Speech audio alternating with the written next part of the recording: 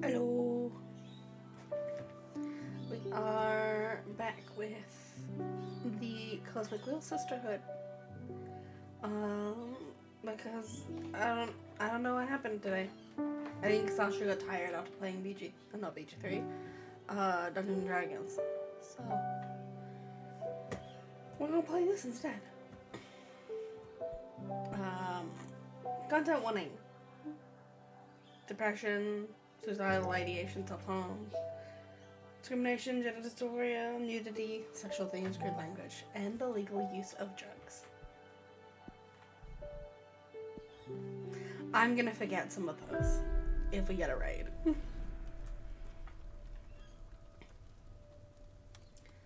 Chapter 6, Pandemonium. Please wait here.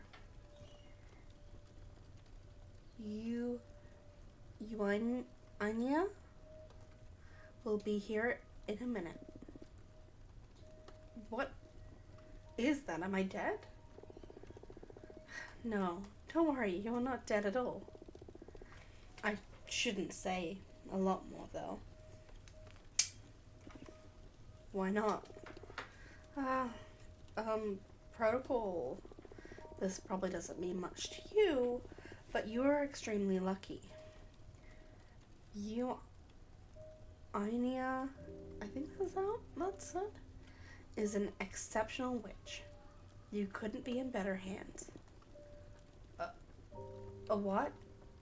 Come again? I've said too much. But everything is going to be alright. I must go. Just get comfortable. But, bye.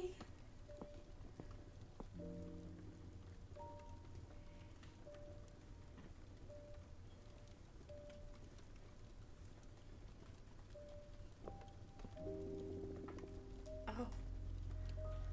So, this feels nice. The place is actually super cool. I wonder if it'd be too expensive to rent for a nice getaway with those fools. Will I ever get to see my friends again? Just get comfortable. My clothes are still wet. And how did this much sand get under my swimsuit? Shit, I still have the keys to my food truck on me. I hope Eva and Patrice managed to get back home okay. I don't recognize those stars. Where the hell am I? Is there anything else? This place really makes me want to read tarot. The air smells like nothing I've smelled before. Mix of nature, fate, and possibility. Gravity feels different too, lighter. I feel like my mind is slowly shedding some dry husk, and a fresh breeze is starting to blow through it. This trembling, this isn't fear, it's excitement. Oh no. I feel like I never want to go home.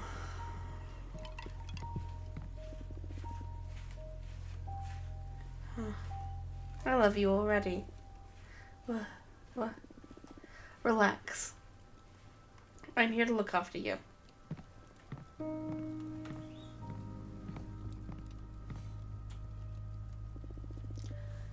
You were from Earth, right? Earthlings always have the worst time processing their ascension. Your collective subconscious is too cynical. Your society rejects magic with a strength unlike any other in this universe. Just let it sink in. There is something good. This is something good. I promise. Dear, very observant. My kin are what human witches call deer folk. Oh, and you are a human witch, by the way. Is this really happening? Yes, congratulations, you ascended. Please, don't be afraid. I'm not afraid. This is the best day of my life. 1 second.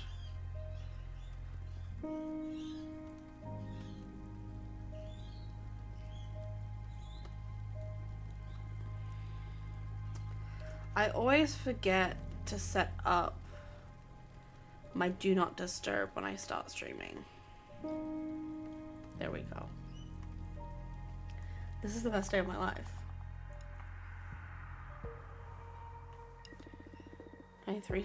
32 cycles left. Ready to take over the universe?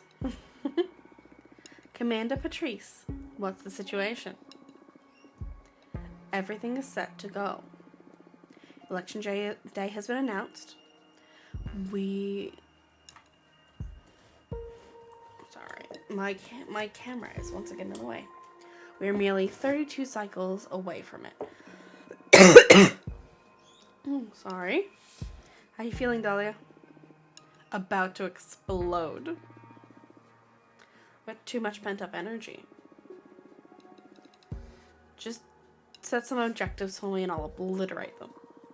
Metaphorically, I hope. Metaphorically, mainly, yes, but I'm ready to take on 12 demons if necessary, too. Good to know. Let's get to work, then. We're going to check out the vibe of the Coven first. Programs have already been made public, so witches are starting to form their own ideas regarding this race. We can tap into the mind of the Coven with the Dream Ball. The Dream Ball allows us to get a real-time reading of our community's desires and expectations. Hi, baby. Bye, baby. Hence, we can filter the current vote intention. Are you leaving or are you staying? You're just in the doorway. Whoa. Spreadsheet sorcery. That's some high-level magic. This will be a pivotal tool for adjusting our strategies as the race progresses. Every action we perform, and the action of our opponent, of course, will affect the Coven's sympathies. That'll reflect in the Dream Ball reading. I added some mend runes to filter votes by intention, vote intention by demographic. Go ahead and browse some of them. I encourage you to put some time familiarizing yourself with the characteristics of each group.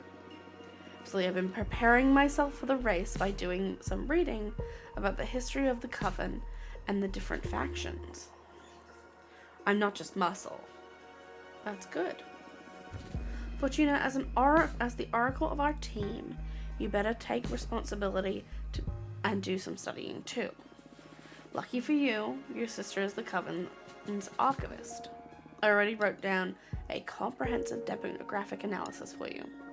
I took the liberty of placing it all in your library for when you have time to go and do some studying. Thank you. I got you.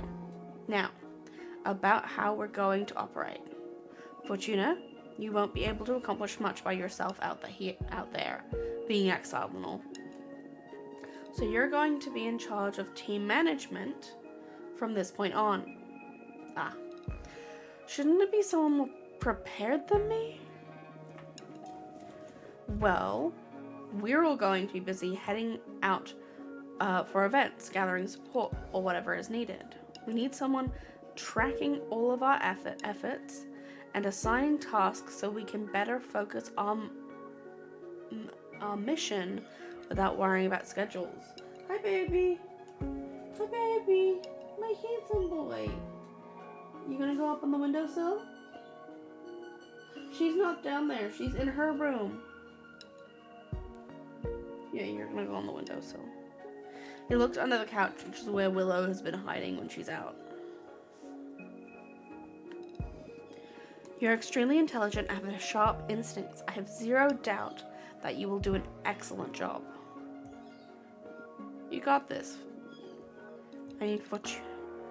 I missed that. Is there a history? No. Okay. Sure, I'm ready for whatever it takes. You just keep track of the vote intention and try to redirect our efforts towards increasing our vote count, as in promoting some point in the program, looking for allies, gathering intel, or even having energy for your deck should it become necessary for any reason. Bear in mind that these tasks will take between 3 and 5 cycles each, so plan accordingly. Understood. But wait, what do I do while you're all out? Do your homework? Do some studying, make some cards, or jerk off to relieve the pressure. Patrice! What? Trust me, it works.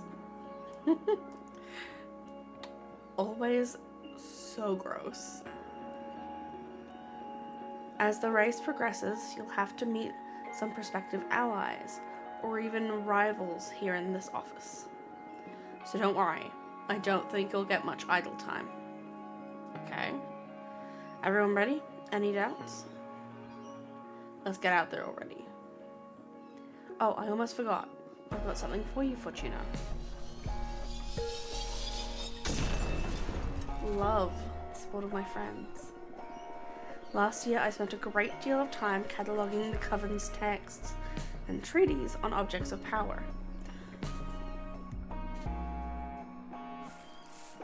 And there was one specific object that kept making me think of you. Here. A sympathy stone. A special object of power that will amplify the efforts of whoever is trying to help you. Oh wow, thank you, Patrice. Just wet the brush with some freshly brewed sage infusion and write down the names of your allies on it. I'll do that immediately. I love it, thank you. I got you. So basically this charm will render the tasks you assign more effective. Got it. Anyway, let's get to work. Let's make sure we all have a task and get this ball rolling. Stay motivated. Alright, tasks. Okay, so we've got most of the novices. Producers we don't have. Warriors we have pretty much all of them. Explorers we could probably do with some more. We need to win the academics and the oracles. I'd like you to promote our program. Academics.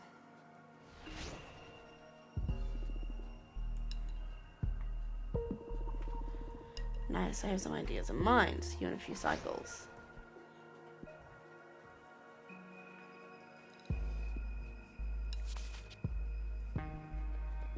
Okay, not right now. I want to go do some reading first.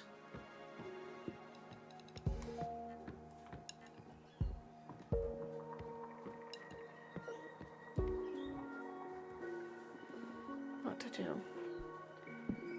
Let's take a look at what Patrice prepared for me.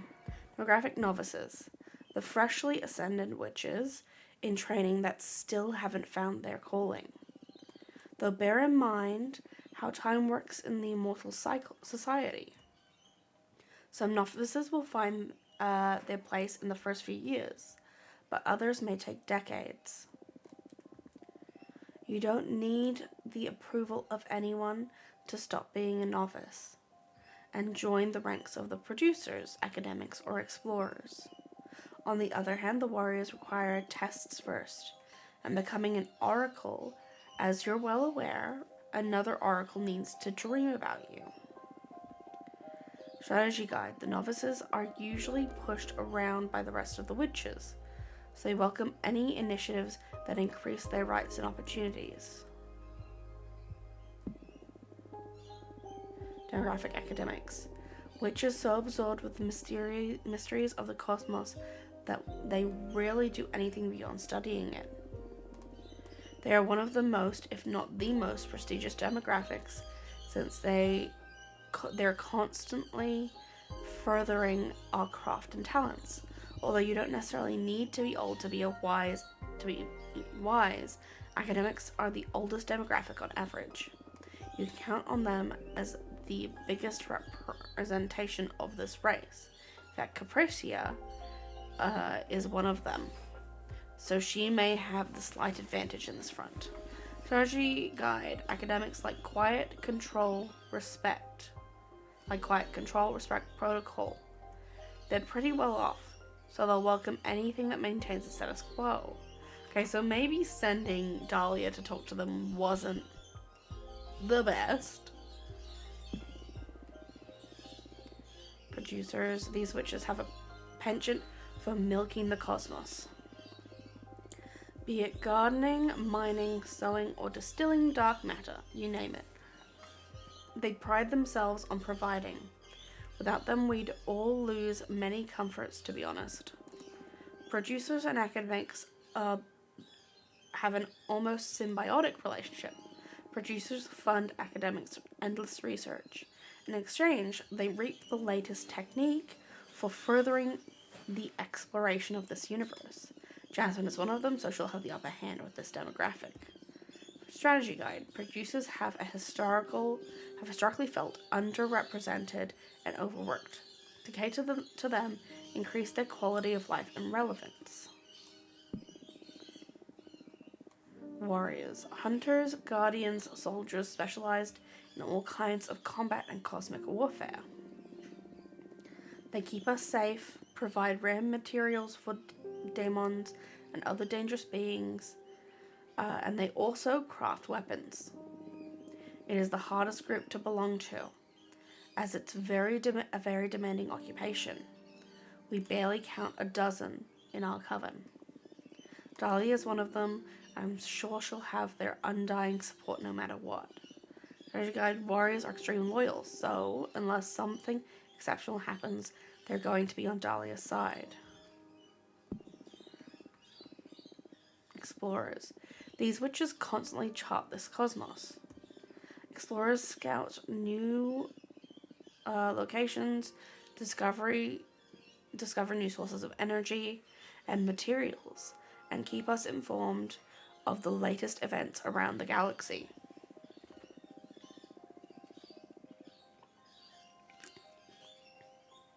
They're usually too busy to mess with politics, so anything goes for them as long as it doesn't hinder their endeavors. Strategy Guide, they're pretty easy. Throw them a bone and here and there and they'll support us. Although the same goes for the other parties too. Oracles. I shouldn't have to tell you this about oracles since they're your lot.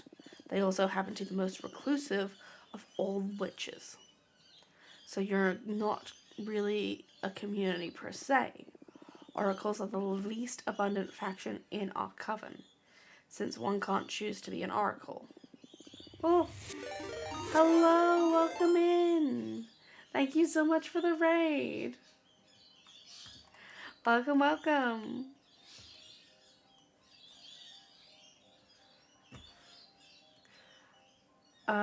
Sorry, my brain blanked for a second there. Hi. We are playing the Cosmic Wheel Sisterhood. We are just entering the political section of this game. Thank you so much for the follow. We are just catching up on what our older sister has written for us. I am the Half-Elven Scholar.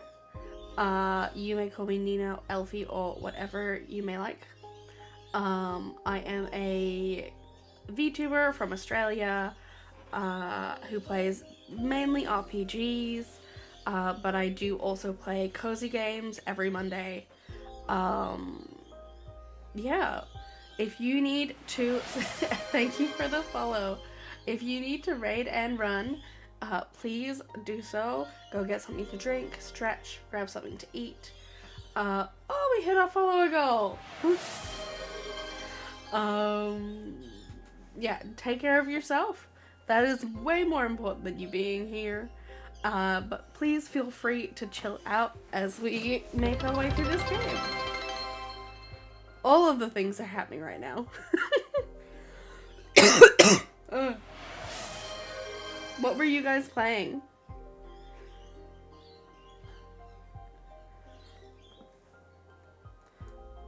If you hear my cat screaming, it's because I got a second cat.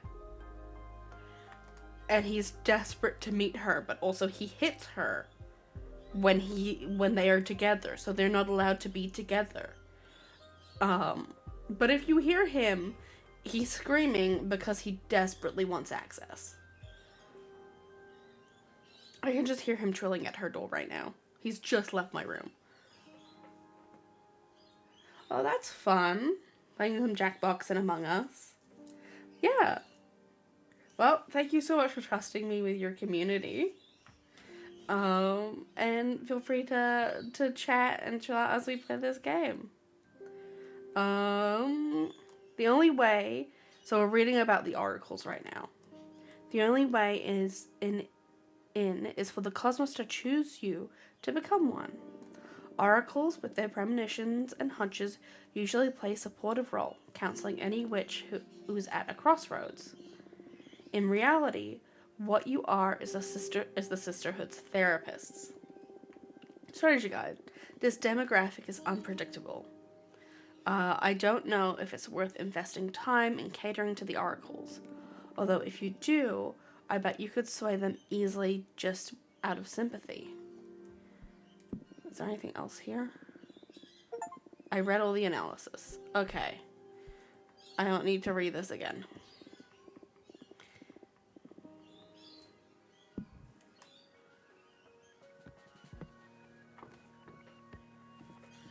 There's so much reading. But it's been good. I've enjoyed this so far.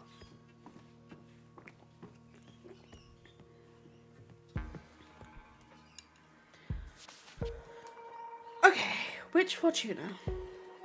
I would like to formally introduce myself before the race.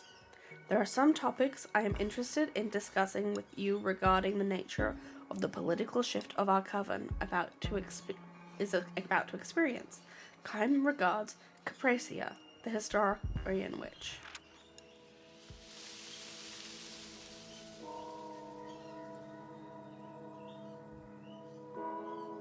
You look cool. All the character designs in this game are cool. Hello, I am Capracia. Nice to meet you. Welcome, I am Fortuna. Nice to meet you too. Thanks for having me.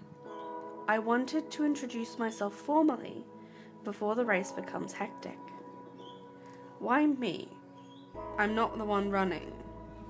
Oh, I know. But you are one of the major players in these elections. A driving force, as Adana would put it. Adana often confided in me. The fear you inspired her was one of...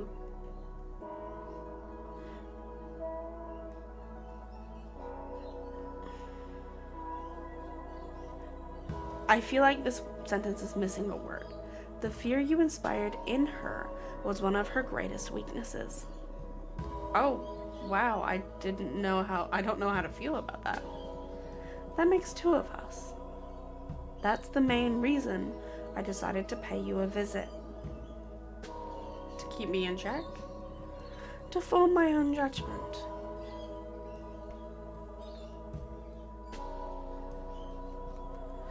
I promise I carry the best of intentions. There's a certain aura around you that tells me I can trust you. Plants, we're more sensitive to this kind of energy. Now I can see that Adana's fear was unfounded, a product of her decaying mind. Knowing this, I must ask you and your team to retire from the race. Nice strategy. I didn't say that in jest. You are too close to your human side to properly govern a cosmic coven. That's what made Adana such a great leader. She had a direct channel of communication with the gods and was far detached from her human origins. On the other hand, you, Dahlia and Jasmine, you have an uncontainable number of human flaws. Fear, pride, envy, greed,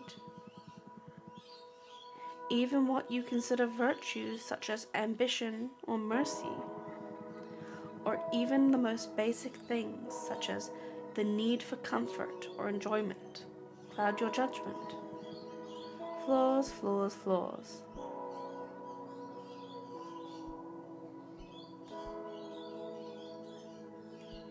But without feelings, can you truly care for your peers? There are many beings in this universe that are better suited for leadership than your kind precisely because they lack this lack of human feelings. Have you ever stopped to study the flora? Most witches are too fauna-centric to see other forms of coexistence. As a tree, my entelechy is that of growth and community. I lack individuality. I'm just part of a forest. We the plants grow, expand, and nurture all around us. The majority of us don't need to feed on other living beings to prosper. This basic fact alters our whole perception of reality.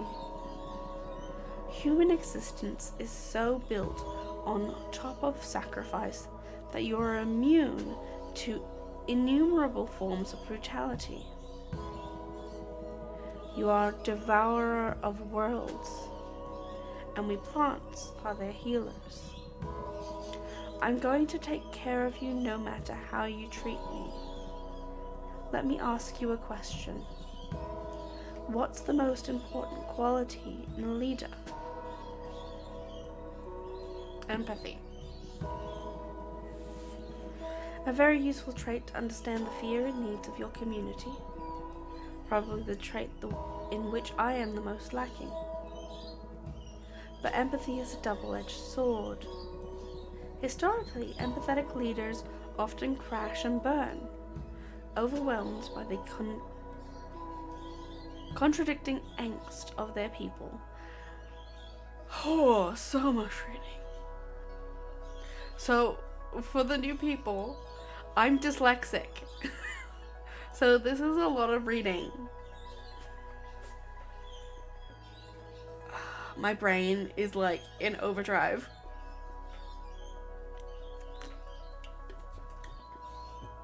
I'll go make some tea in a little bit.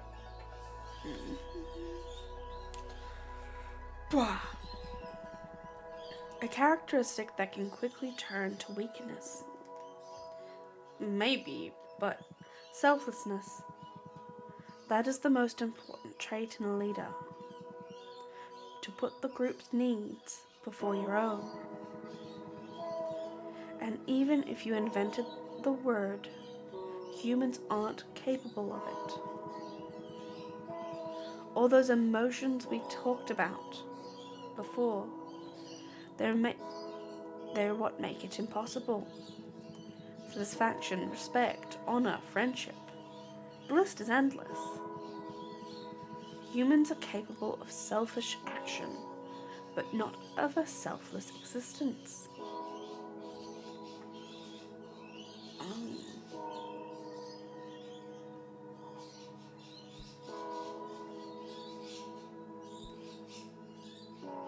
Are you implying humans should never lead? Unavoidable, yes. On Earth, they don't have much of a choice, with all the sentient life being underdeveloped besides them. But here, we have gods, we have dear folk, you have me. What if I don't want to be ruled? What if I don't agree with what allegedly superior beings have devised for me? I want to create a world that's closer to my vision. Isn't that egotistical?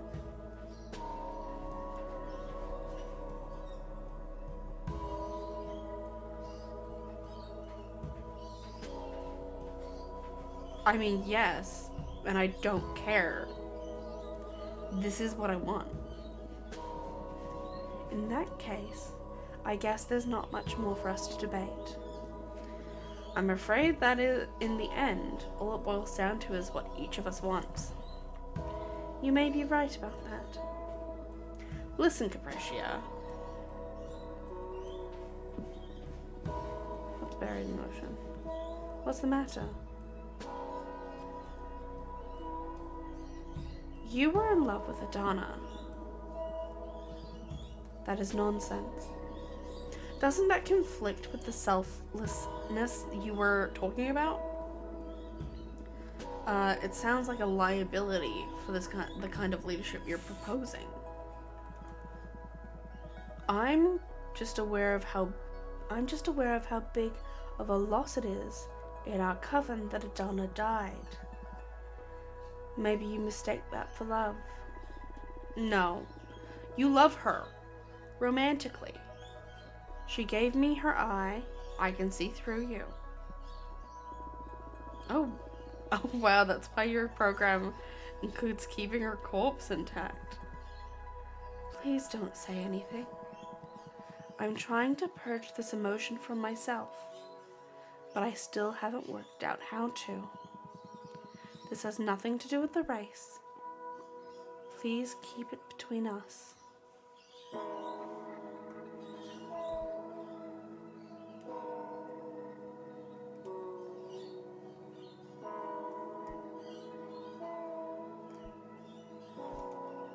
Sure, if you say Dahlia is your favorite rival, gotta use everything to our advantage. Come again? Favorite. Should you be prompted to choose which of your opponents you think has the best program, besides yours, of course, you just say Dahlia's. Like, if you weren't to win, you'd rather have Dahlia at the helm. Okay, I can do that, although my true favorite is Jasmine. Yeah, I figured that much.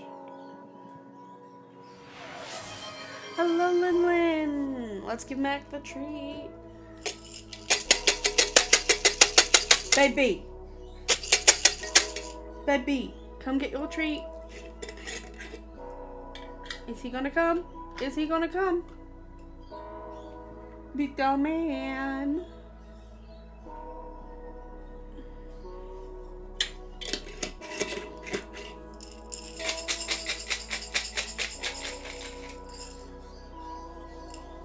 Here he comes. You gonna come up? Come on. You can do an extra treat. We gotta be careful. You gonna come up? Come on. There we go. I will give her a treat later because she's not in this room. She is in confinement. No, you can't have more. You can't have more. That's why there's no, she's not in the rewards yet. Because she's in confinement. So she can't come get a treat. Hi, baby. Hi, handsome man. Hi, handsome man. Yeah, he went at her yesterday, so we've taken a couple of steps back. Although she did slip out today, and he gave her a couple of licks, which grooming is still a dominant act, like it's still an act of dominance for cats, but that is better than him smacking her. Anyway, I'd better leave now. I'm sorry. No, you're not.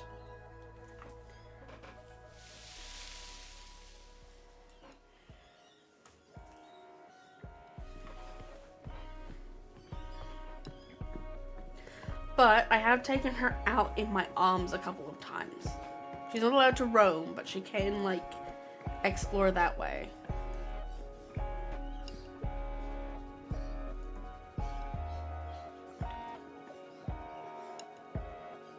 Yeah. The goal right now is, like, peaceful coexistence.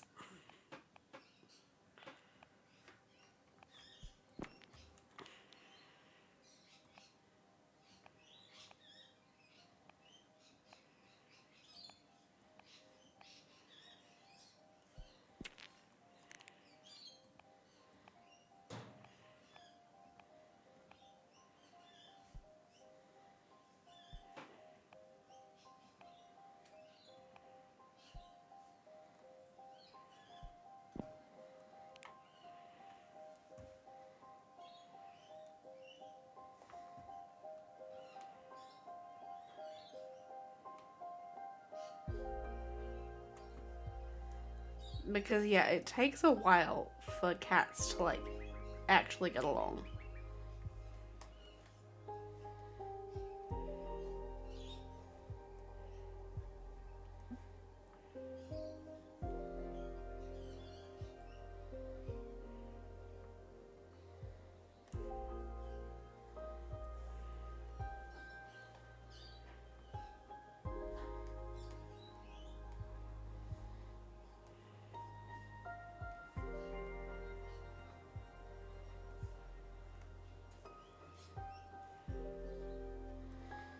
What if I gave him little hands to hold the thing with?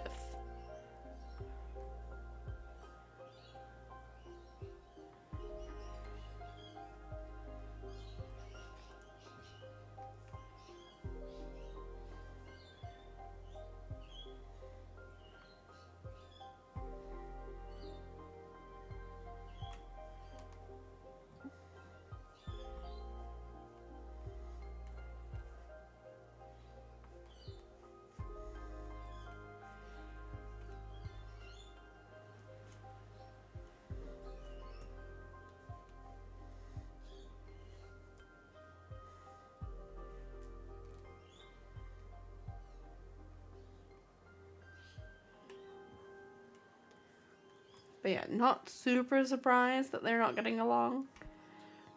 My dad keeps trying to, like, rush it, and I'm like, that's not how this works. That's not how this works. You're gonna get the cat killed.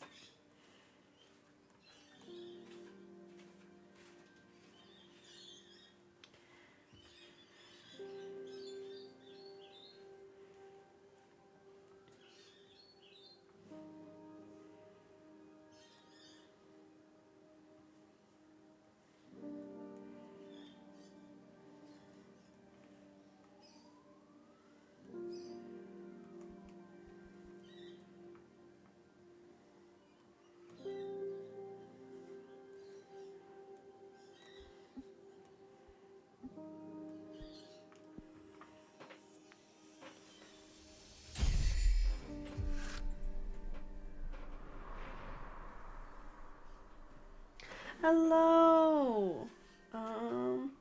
Nala would pretend to be friendly. Zelda would come over. Yeah. No, I think that's what Mac is trying to do. He's, like, very much trying to initiate play. But I'm like, this is gonna go terribly. She wants none of it. None of it. What was the meaning of that? I'm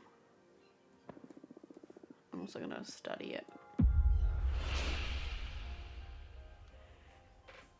The energy of the star is fierce. Those hated by the dragon will wither away. The light of the blue flames bring forth trouble. Overstimulated fire energy. The overstimulated fire energy becomes a cleansing power, death and rebirth. So many of my decks represent my cards represent bad omens. Oh, and we're back.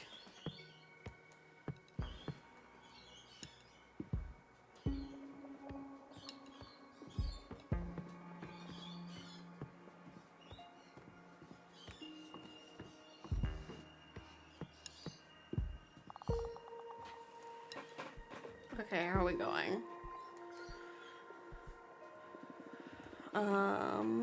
I found someone that could help us, Fortuna. She'll pay you a visit. Her name is One, Witch of Entropy and Decay. Like you and Adana, she's one of the Oracle Witches in the Coven. She's able to read the entropy in any system, no matter whether it's a machine, a community, a building, an astral body, or even an idea. There's a whole dialogue with my uncle about their shitty... I hate that for you. I hate that for you. I really do. But welcome here. You're welcome to vent about it, because we chat about shit all the time like that. Because I have to deal with it in students sometimes, which is sad, but it's a thing. Not MAGA, because I'm not in America, but like similar shit. Basically, one is can discern what action will accelerate or prevent the decay, which is about anything. Yeah, I'm a high school teacher. I teach English and like the humanities subjects. Maybe she can help us find the weak spots in our opponent's strategies. Where are we at?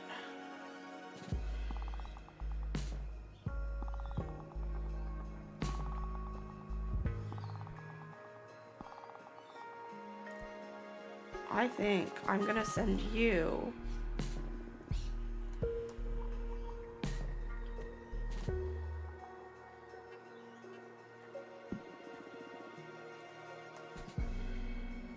to the producers. Back in a few cycles. That might take longer, because they're really loyal to Jasmine.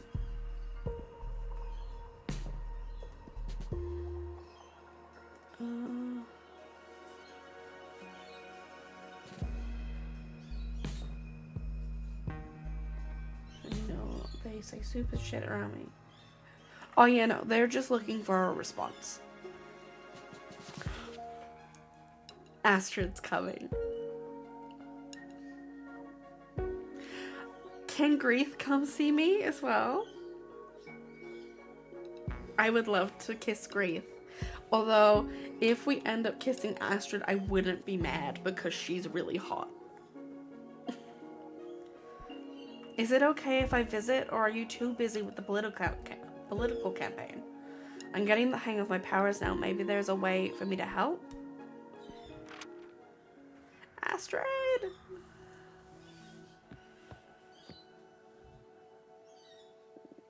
I love her.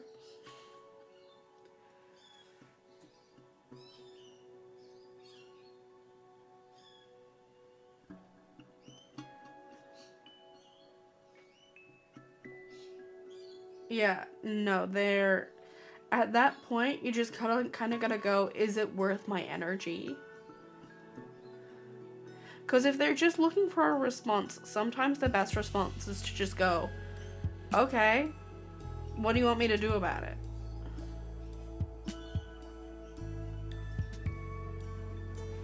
Like, if they want to rant about, thank you so much for the follow. If they want to rant and rave and spout dumb shit, ask them to explain, explain their ideas. Why do they have the ideas they've got, you know? And also, what do they want you to do about it?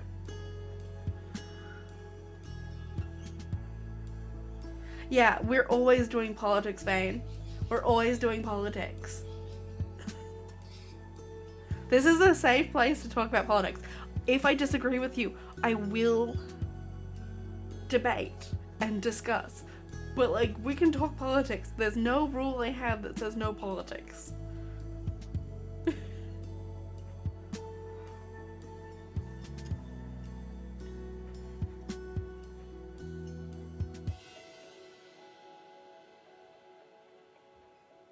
Yeah, no, you've just got to cut your losses and go, whatever.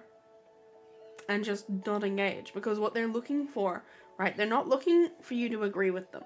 They're looking to get a response from you at that point. Right?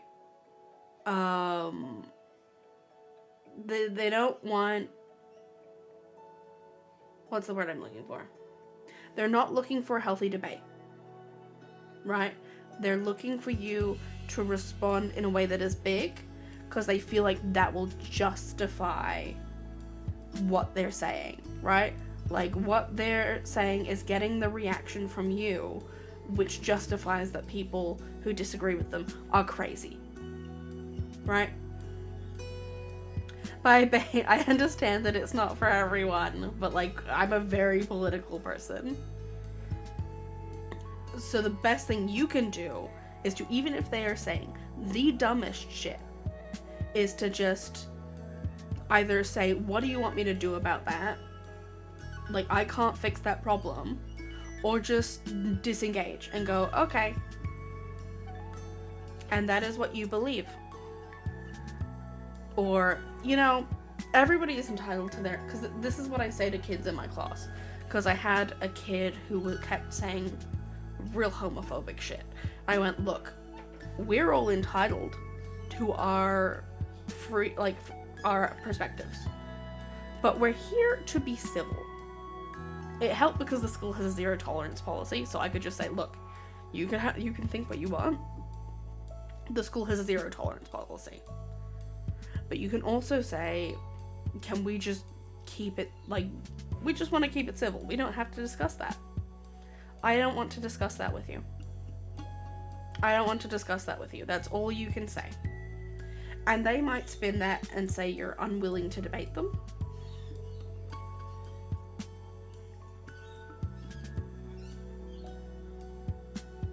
Yeah. Like, that's what you gotta do. You can... Yeah, they might spin that and say, well, you're unwilling to debate me, so clearly that's a you problem, and I'm gonna keep trying. And you can just disengage. Walk away. Leave. They're looking for the response. They're not looking to convince you. They're looking for a response.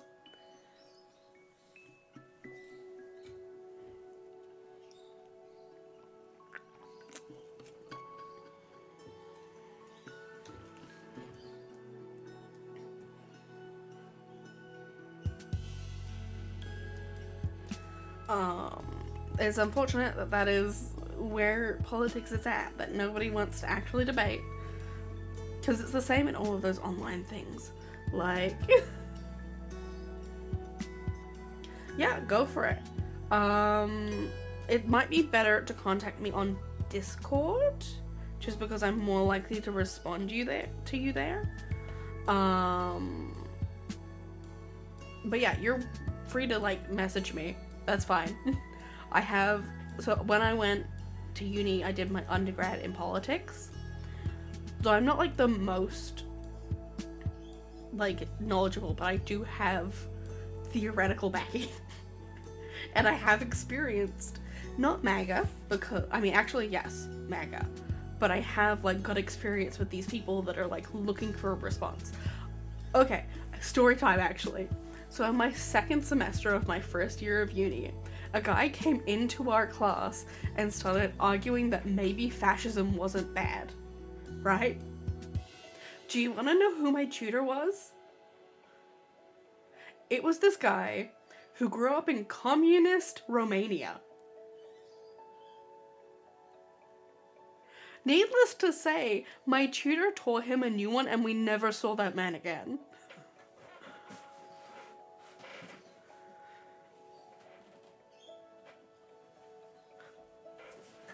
he he was an interesting guy, my tutor. He was the tutor for most of my classes because he ran most of the undergrad politics degree that I was in. He was very interesting. If he ever comes out with an autobiography, I will be reading it. But yeah, like, and this was the first day, so none of us knew this about him yet. But it was just wild. It was crazy. I also watched so there was this guy in my class, and she's now transitioned, but she was this MAGA guy who was Filipino, right? So already we're off to a bad start because Trump already doesn't like you, right? And then she realizes she's bisexual. And then she realizes she's actually a woman.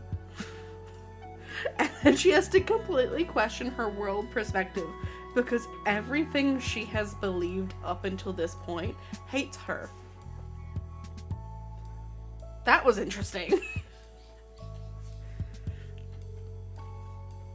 But, like, you do a politics degree and you watch people become radicalized in real time.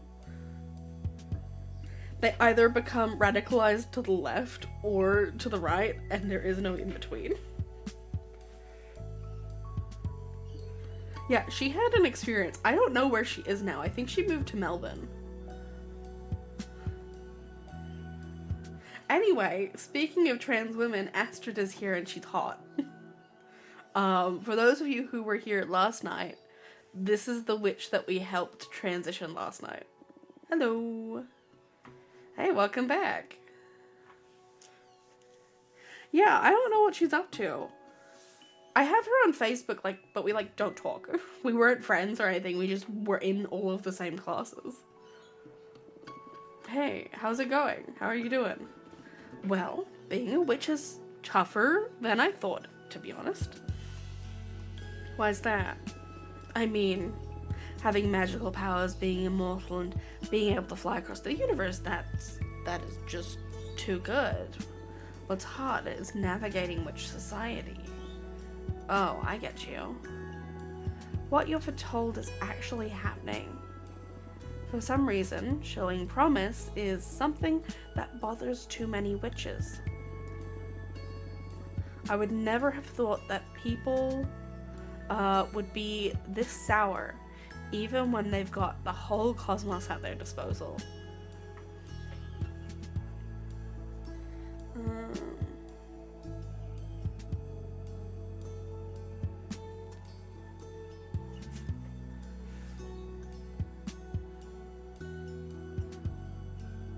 Yeah, no, I get you.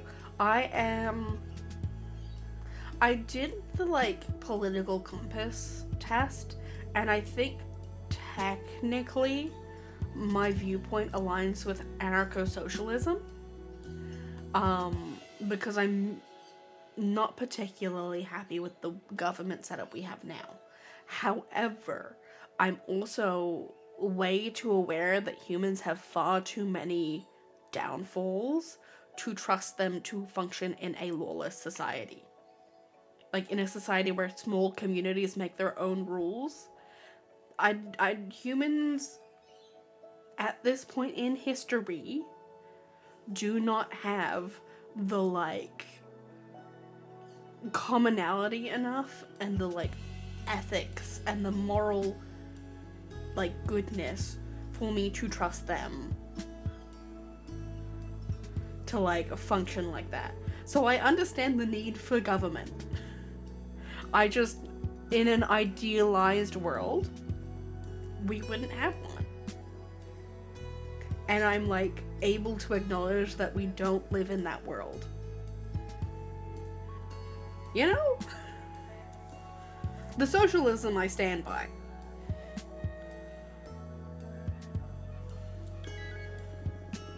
That's why I aligned with Dahlia, because she's presenting socialism.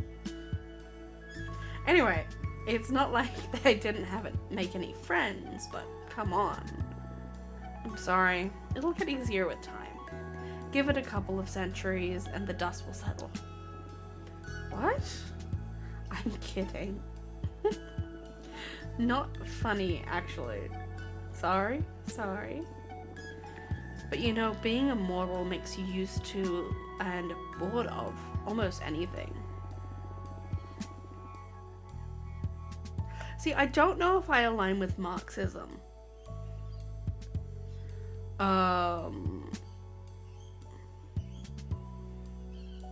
Because Marxism is a form of socialism. Because there's many forms of socialism. I'm trying to think of the different ones. I don't know. I can't remember off the top of my head. Yeah. But Marxism is socialism. I think Marxism is socialism with a politics, like with a like central government. Whereas socialism is the socialism without the centralized government.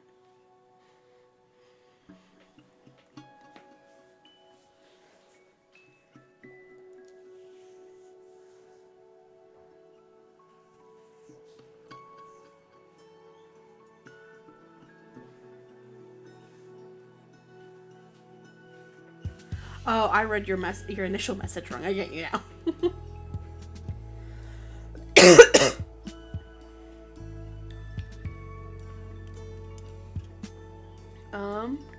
You'll get over it. Just focus on surrounding yourself with witches you get along with.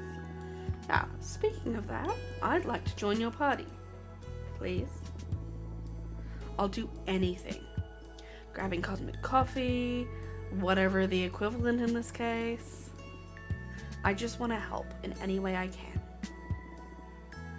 Oh, that's nice of you. So, will you have me on board? Obviously. Like, can you say no to her? Look at her. Oh, the ads are gonna run in a second. I'm gonna use that opportunity to actually go make some tea. So I'm gonna be right back.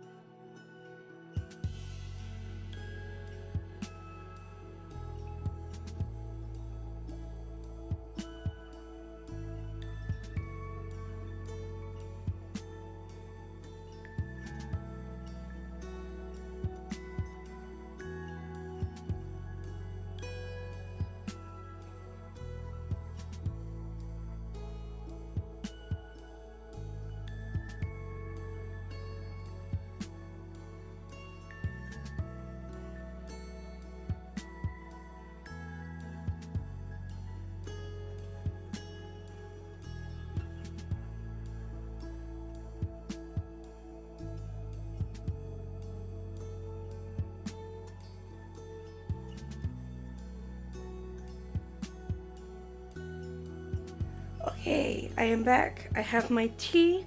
I'm drinking packs of peach from T2. The little lazy has also been given her treats. So, Lin, the treats have been provided. Over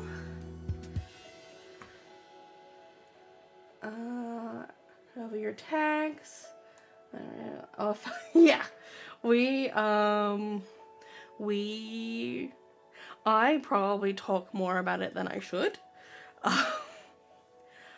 If my workplace ever found my streams, I think I would be in trouble. Not that there's anything that they could trace me to them, although some of my students did find my TikTok. But we dealt with that, hopefully.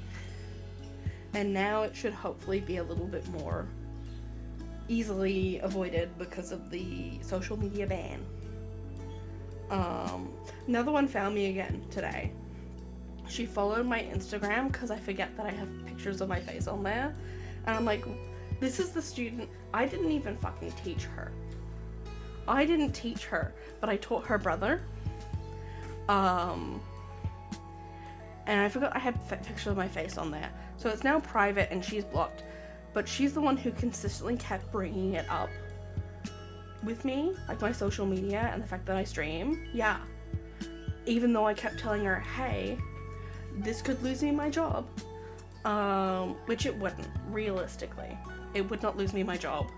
I would get spoken to and then I might have to stop streaming. Which would suck, because I do genuinely enjoy it.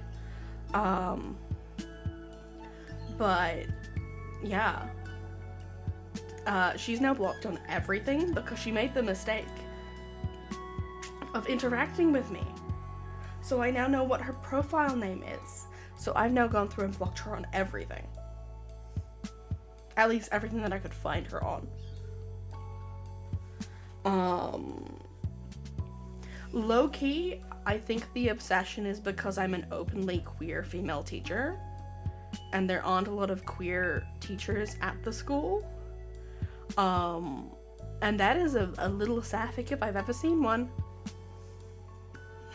So, I think there's also a fascination with, like, being the young teacher who plays video games and, like, streams and, like, engages with all of the stuff they do. There's a little bit of a fascination with that. My students mostly know I'm queer because they say stuff to me like, that's gay, and I go, exactly. Exactly. It's not a teacher. Yeah, like we would have run away. I would not have interacted with any of my teachers online.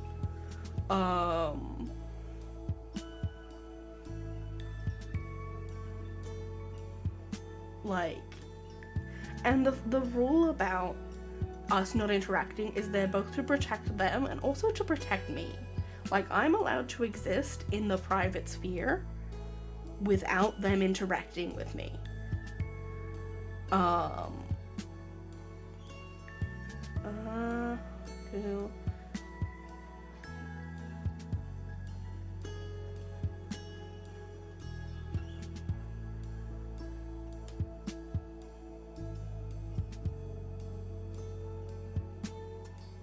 I mean, I don't think so. She's doing it. So I taught her brother, and her brother are very similar in that they're looking for a response.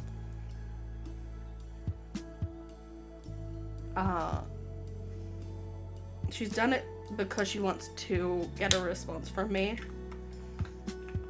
And I've just blocked her on everything and not responded because, one, I shouldn't be interacting with her online anyway.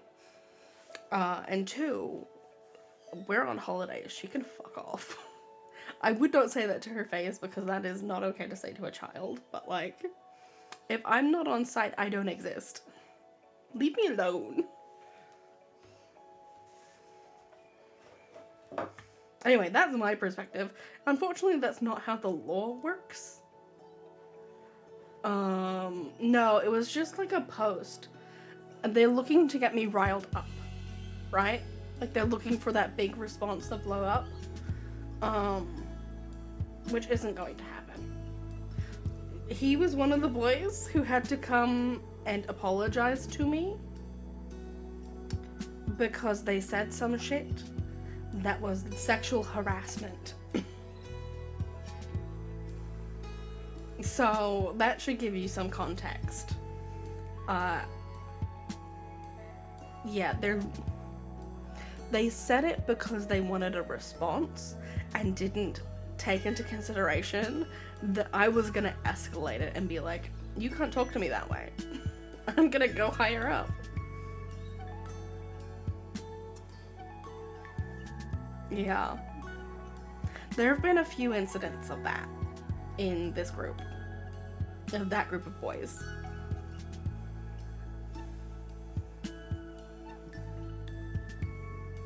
Yeah, here's the thing. It's not okay by any means, but I'm well aware of the culture we live in and what it encourages boys to act like, right? And by the end of the year, we were pretty okay, those boys and I. But mid-year, when I started teaching them, it was not fun. It wasn't. There's the cat yelling. They were pushing lines because they wanted to see where the line was. Because I'm a young teacher and I look younger than I am, right? And I'm not saying that I look like a teenager. I don't. But I'm 28 and somebody in my office thought I was 21. Like, I look younger than I am. And that is a consistent thing I get from lots of people. So there is a margin where they think they are more familiar with me than they are because they think we are closer in age than we are.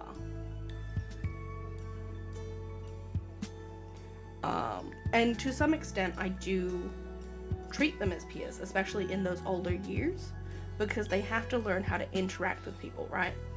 When they get into those older year levels, they gotta learn that there is a way that they are going to be interacted with in public, right? By other adults. That's not to say I step over any lines of professionalism. It's just that we have discussions that are not strictly like, this is the content, you can only discuss the content with me. And maybe a little bit of other stuff. It's like, hey, this is what you might go through.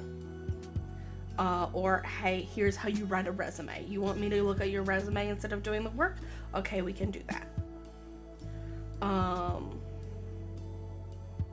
So it's not mixed. Some of them are mixed grades in classes, but I teach across grade levels. So next year I'm teaching years 7, 10, and 12. And then I'll teach years 9s in second semester because I won't have the year 10s. Year 12 being our seniors, who are our final year level. So I'm both excited and stressed. Oh, I do have to go on camp with the year 7s next year, so there might be a week where there's no streams in like the first few months of the year. But we'll see, because I don't have dates yet. Anyway, back to what we were doing. We were discussing, yeah, just kids doing shit that they shouldn't.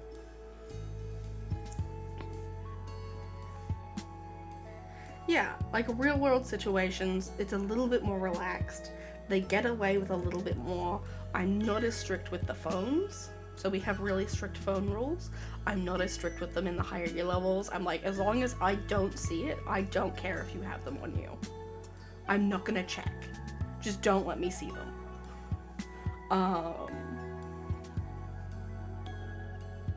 But because of that, they think we're more familiar than we are. Because I'm a little bit more relaxed. And because they perceive somebody who is around their age when I am not. Because, yeah, a lot of them thought I was younger than I was.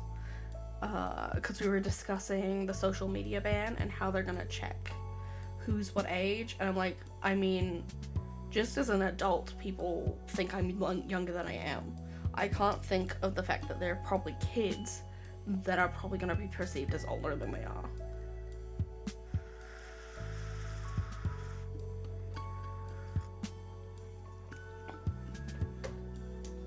And, like, we discuss stuff that's off topic. They ask me stuff about politics, and I'm like, okay, I can actually give you an answer about that. Or, like, what I'm doing on the weekend. And I'm like, oh, I'll probably just chill out at home. Or, oh, I'm going out with my family.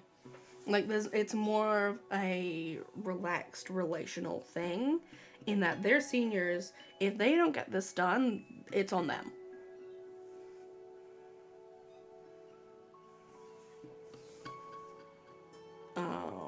Yeah. And some of them perceive that as them being allowed to come find me outside of school. And I'm like, fuck no, go away. But I informed my line manager of it.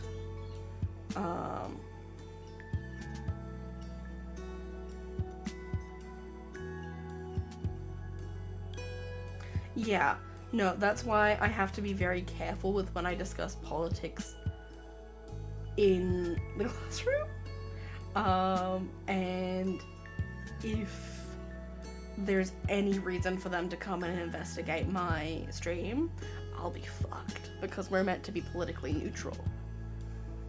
Which is why really I should stop talking about this shit. Realistically, what I am meant to not do is say anything that is too critical of the current government. Right? I'm not meant to outwardly oppose them because I'm technically their employee. But realistically.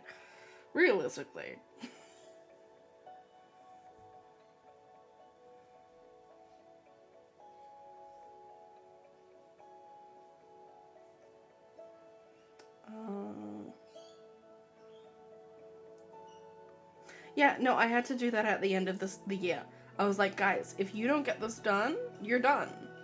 You're done.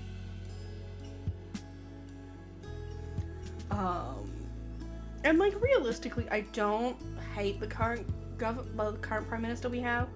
Anthony Albanese is not terrible. He probably isn't who I would pick. But like, he's not shit. I don't think Susan Lee is shit either, in all honesty. At least from what I understand of her politics. I haven't done a lot of research into her since she took leader of the opposition. I really should. But I tend to vote more Greens anyway. And then vote minor party instead.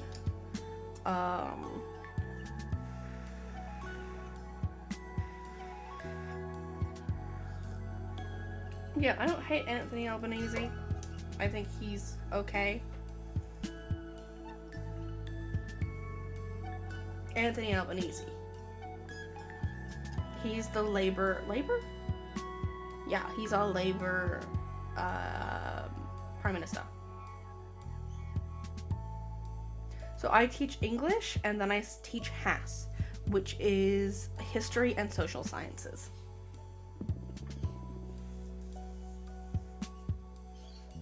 So that includes civics and citizenship, business and economics, geography, and history is the main one. Thank you so much for this opportunity, Fortuna. You won't regret it. I'm gonna do my best then. That's a good attitude. You're already in our headquarters. Find a comfortable spot.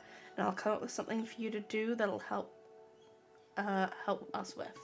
Understood.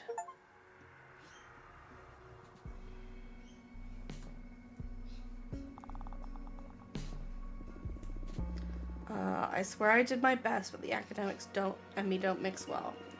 I know they're super important part of the coven, but I'd be better to send. Yeah. No, I knew that was gonna be the case.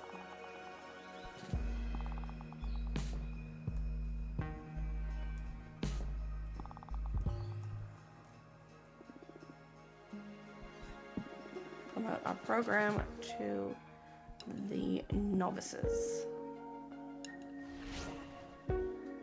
And then you...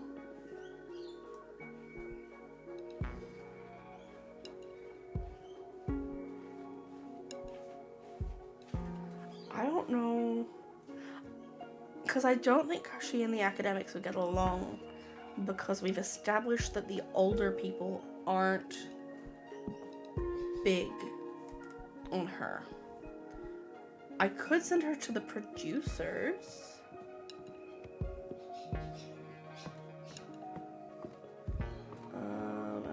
Regarding the whole topic.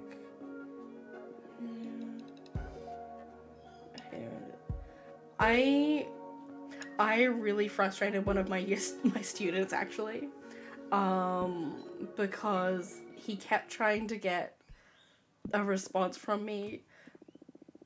Because he asked me a question of like, can white people experience racism? And my like sub major when I was in my undergrad was sociology, and we actually discussed the like sociological impacts of like minority groups. And I'm like, technically, if we are talking about racism as an academic structure and as a societal structure, the answer is no, right? Because racism requires systematic power.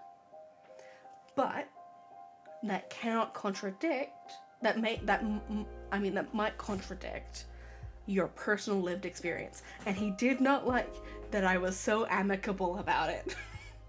He did not like that I wouldn't let him get a response out of me. Gardening, mining. What a symbolic relationship.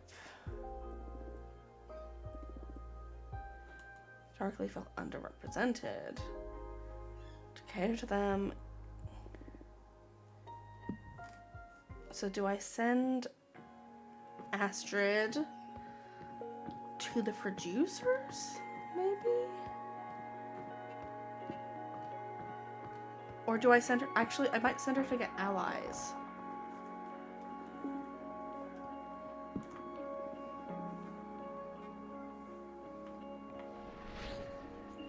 I don't know how well that'll go because she's new, but... I need to bring you up to date regarding an active conflict that may affect the current elections. Let me know when is a good time.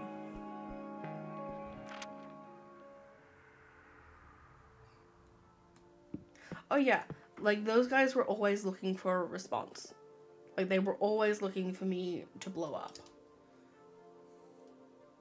Hello again, Fortuna. Thank you so much for coming.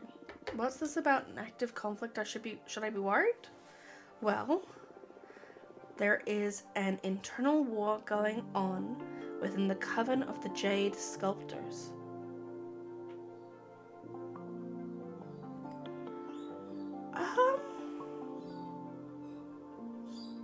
Not those boys, I don't think.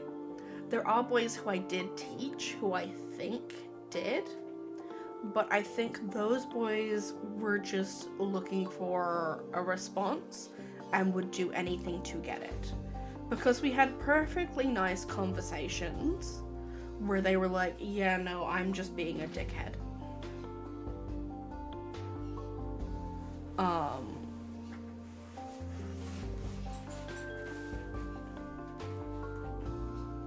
I had boys in younger year levels who I think were very much influenced by the manosphere.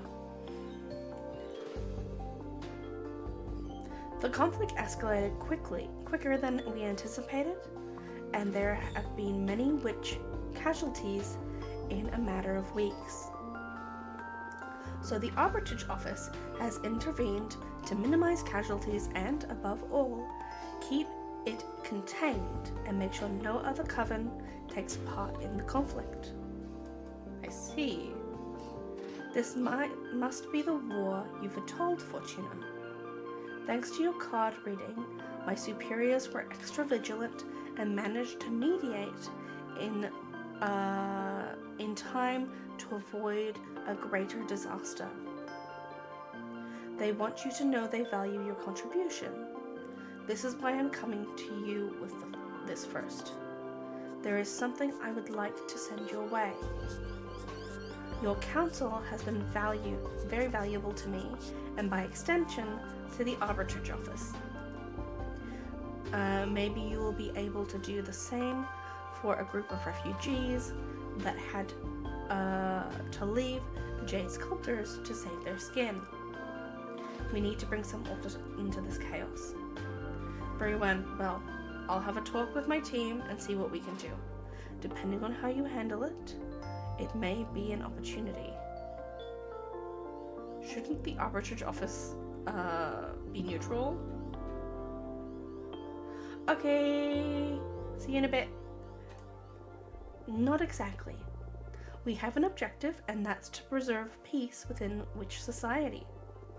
Our policy is to avoid meddling in internal conflicts unless they become a threat to the rest of the community, like in this case. When the shit hits the fan, we do whatever it is best to keep the turmoil in check. And in this case, we thought that your newfound party is best suited to this specific issue. I see. I'm giving notice to the office.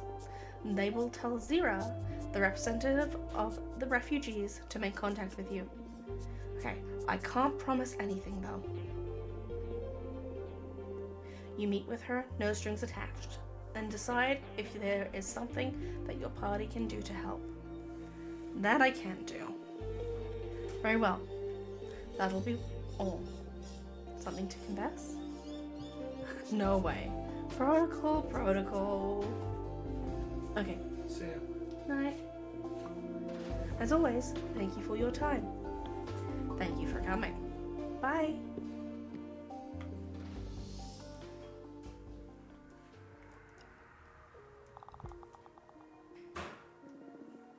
Novices love me.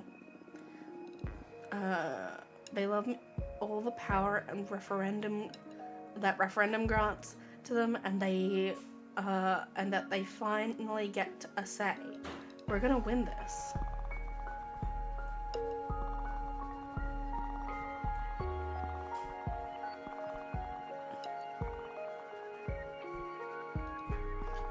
I might send her challenge your opponent's program.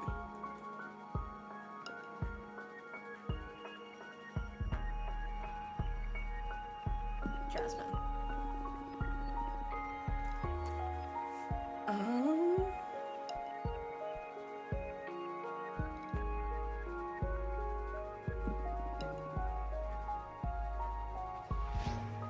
Let's see how that goes.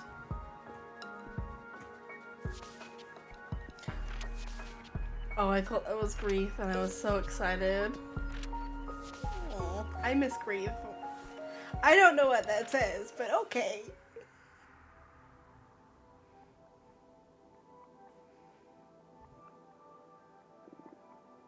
You're neat looking. Welcome.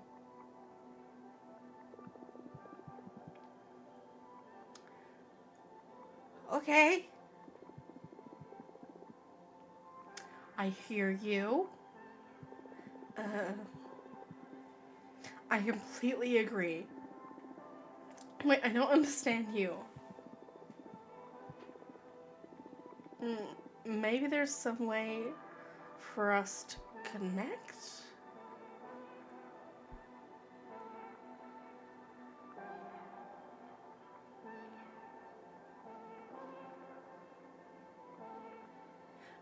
of them, but most of them. I had to have a conversation with one of them where I was like, you are too old to believe in cooties and that girls have weird, icky energy, and to be making fun of people in your class for just hanging out with girls. And there are some where I'm like, I'm not even going to broach the topic because this is too much for me as the teacher. This is something your parents have to talk to you about.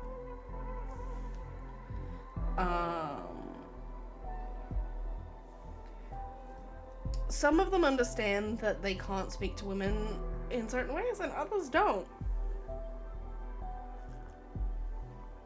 And ultimately, that's not on me. That's as much as I see them for long, extensive periods of the day, that is not something that I, as their teacher, can necessarily fix for most of them. That is something that their parents really need to step in with. Let's consult the cards.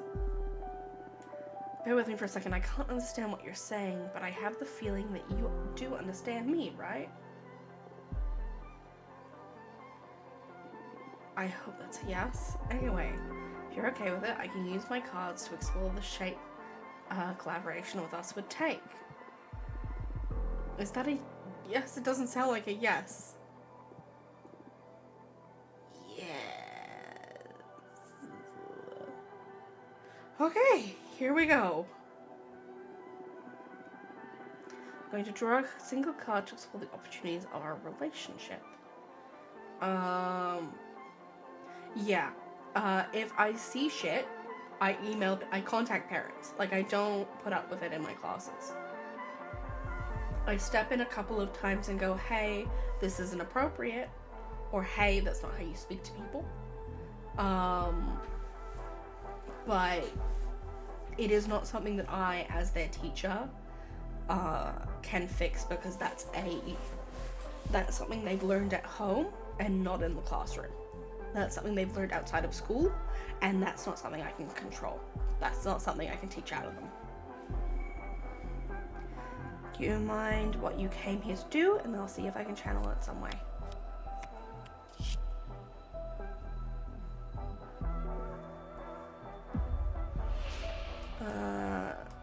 Disappointed in me, you will go with Caprecia and find her in the connection we could have built here. Fed up with my incompetence and worried about the dire prospects for your coven. You will convince a group of academics to abandon the sisterhood and become independent. Oh, she wanted me to use the I. I'm sorry. So, thanks for coming. I should have used the I, and I didn't. New blow for Jasmine party. She must have struck some kind of deal or something. But suddenly a bunch of explorers are all about Jasmine. Should we try to counter this? Jasmine organized a meetup in her gardens to get to know all the novices better. I don't know what transpired at that little tea party, but many of them want to support Jasmine now. Let's be careful. My meeting with the producers was good. They're all too fond of Jasmine, but I managed to snatch the vote. So recommended someone who may help us. Okay. She's not from the Coven. Which universe? Especially her poems and songs. Okay. Who's biggest influencer?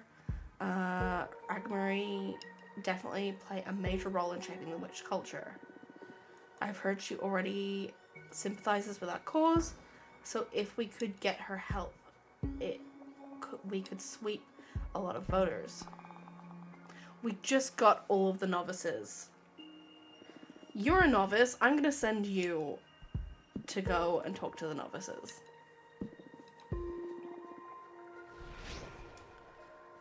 Um,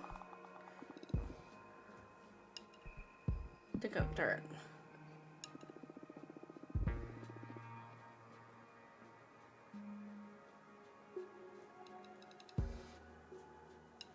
I should be as upset this shit.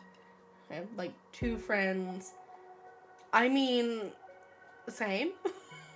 I dropped a lot of my friends from high school because I went to an all-girls school, but I just didn't like how people were treating me. So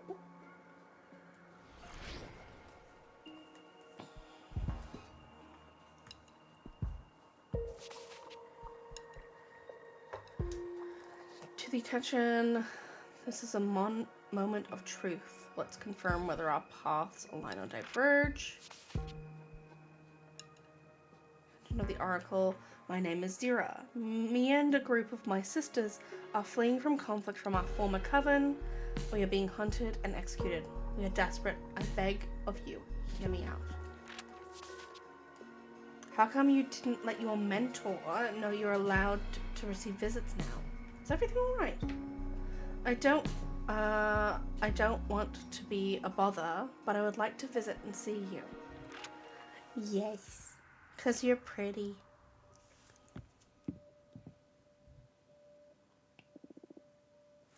Hello, Fortuna.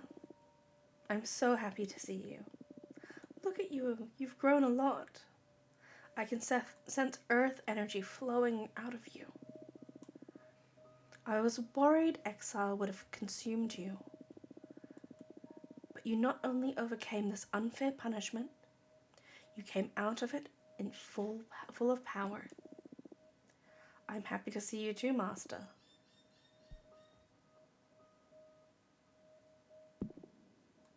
I'm worried that if I use the I too much, it'll fuck things up.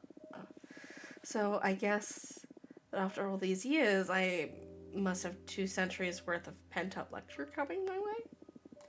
Come again? Why would you? It's terrible enough that you had to spend all this time in exile. I should be the one listening to you today. I'm eager to hear the insights of an oracle who survived 200 years in isolation. Oh. I wasn't ready for this. I totally thought you'd be ashamed or angry. In the beginning, maybe. But I'm not the same witch you knew hundreds of years ago.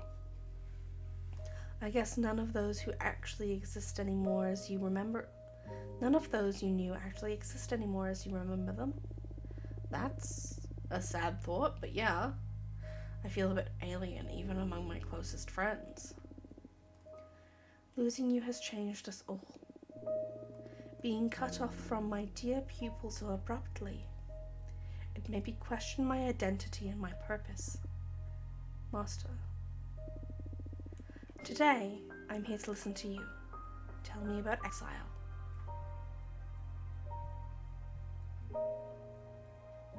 I don't think I'll ever fully heal from this.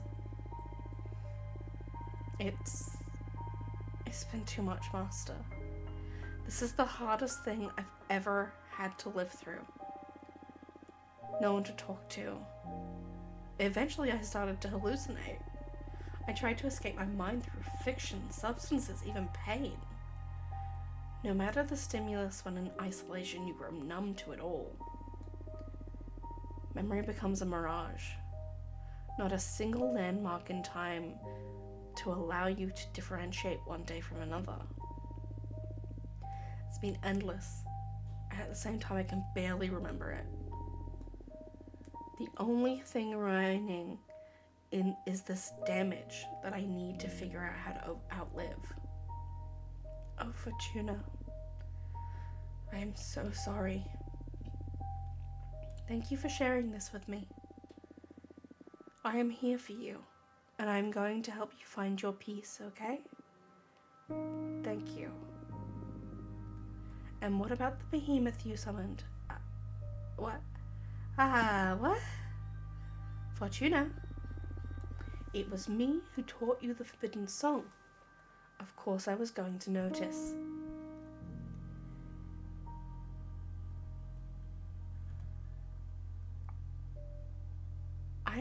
I was desperate. I know, don't worry. You did nothing wrong. I taught you that spell for a reason. It would be twisted to teach you something that you weren't meant to use. You knew I would eventually summon a behemoth? I wanted you to have the option. The option to break the magical pact. Yes. You see, laws are just an agreement between members of a community to have some broad guideline about what is correct and what is not. I vibe with the deer, but hardly any law survives every context. Services every context.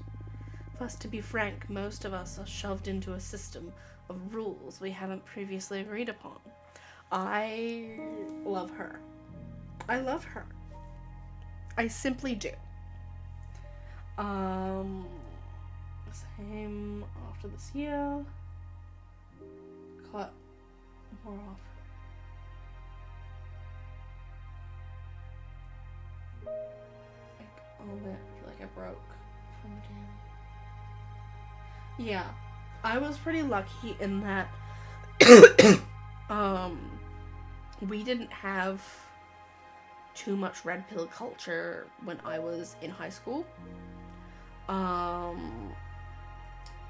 But what I mostly had was people who expected you to put energy into them and not receive energy in return.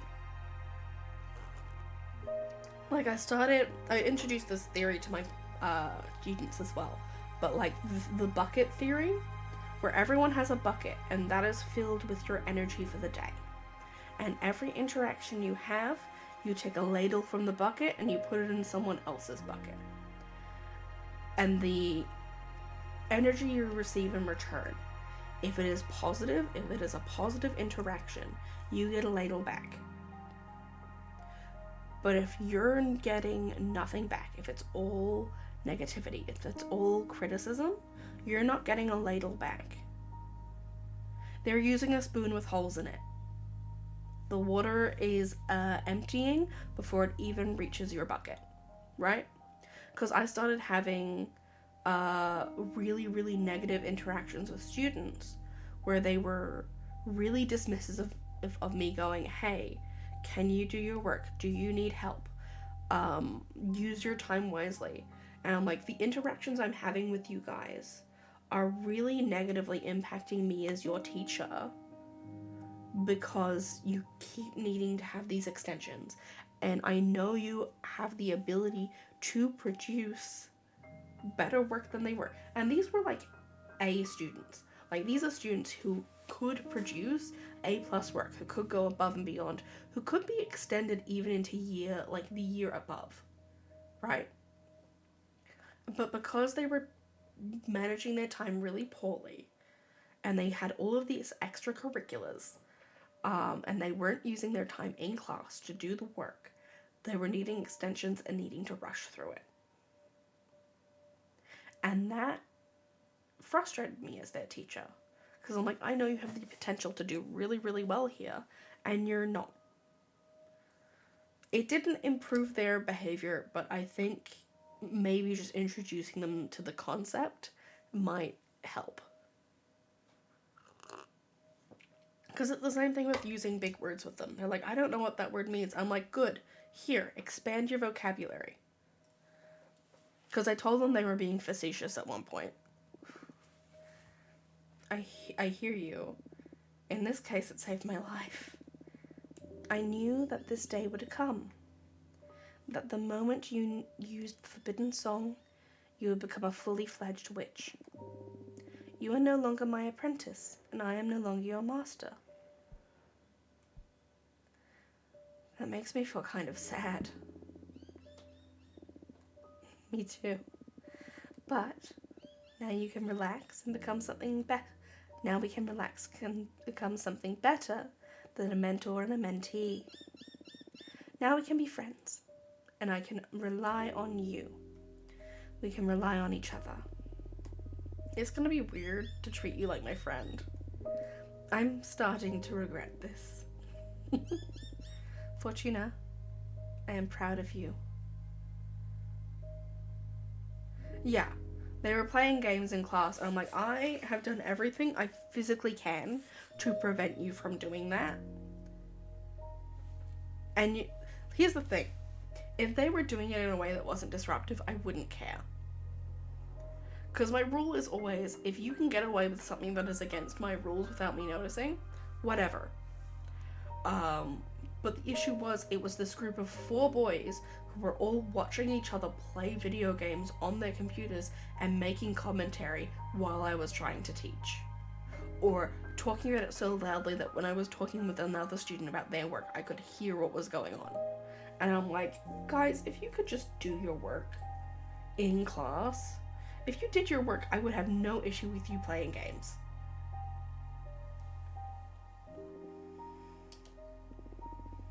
You're going to make me cry. Who would have thought that praise is what would finally break through your armor? Whatever. It's been a difficult couple of centuries. I know, my friend.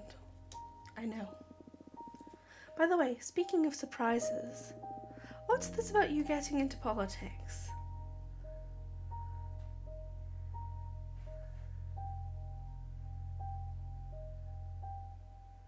No, like, I can't send them to the library because they do the same thing in the library. Patrice forced me to? Ah, your other mentor. I don't officially recognize her as such. I know. But if she put you up to this, I'm sure it's going to be something good for you. It's breaking me out of my stupor of being exiled, that's for sure. I see. That's good. Can I help in any way? Can you vouch for us among the academics? Now, it's the same issue. Because they'll just log on to a game on the computer there. Like, it's incredibly frustrating that they have access to them. Like, every time, it's like we try to block them and then they find another way to access it. And it's like, the energy who have put forth into finding a way to get around the blockage, you could have just finished your assignment by now. Thank you so much. Now, I can't wait anymore.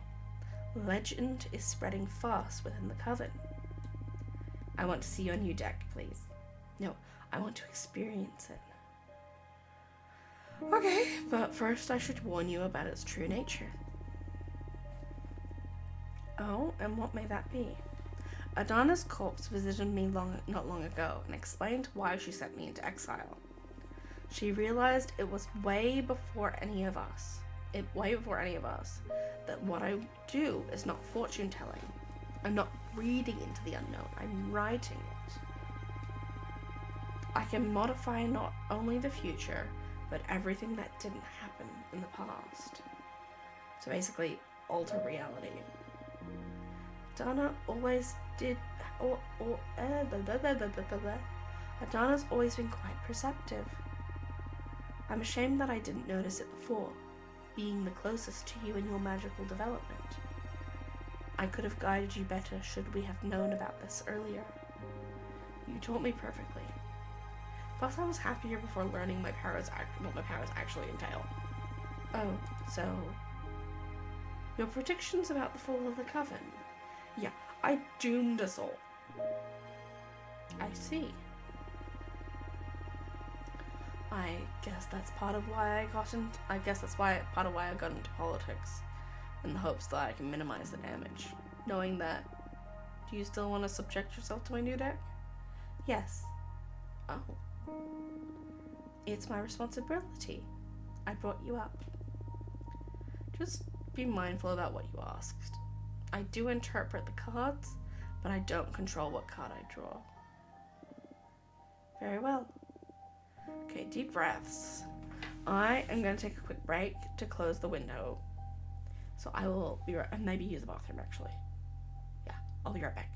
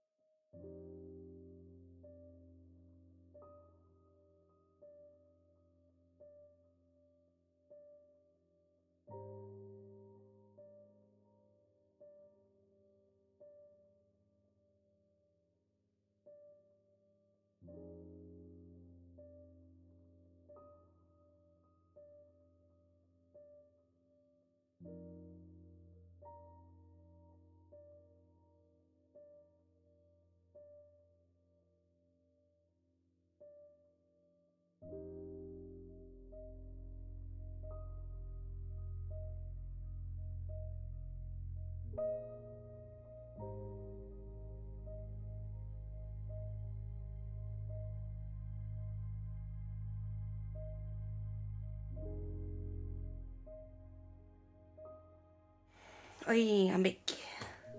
I went and retrieved Mac as well, and he looks so confused. Hello, baby boy. Hello, baby boy.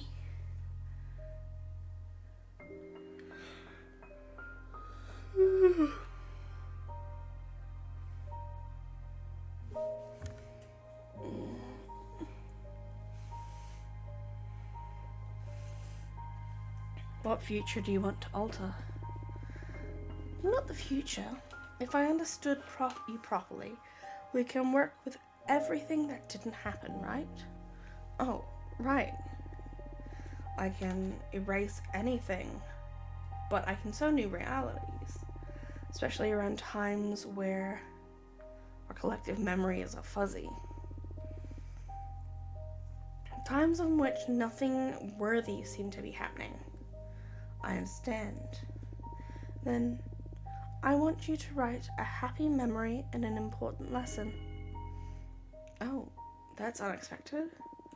What's this about? Regret? Disappointment?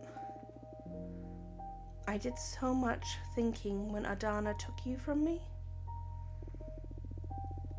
And I feel I should have been less strict and put more time into enjoying ourselves. Now you're telling me you have the power to fix that, so let's see if you can turn me into a better mentor, retroactively. Oh wow, okay. Focus on your pride and compassion while I shuffle the deck.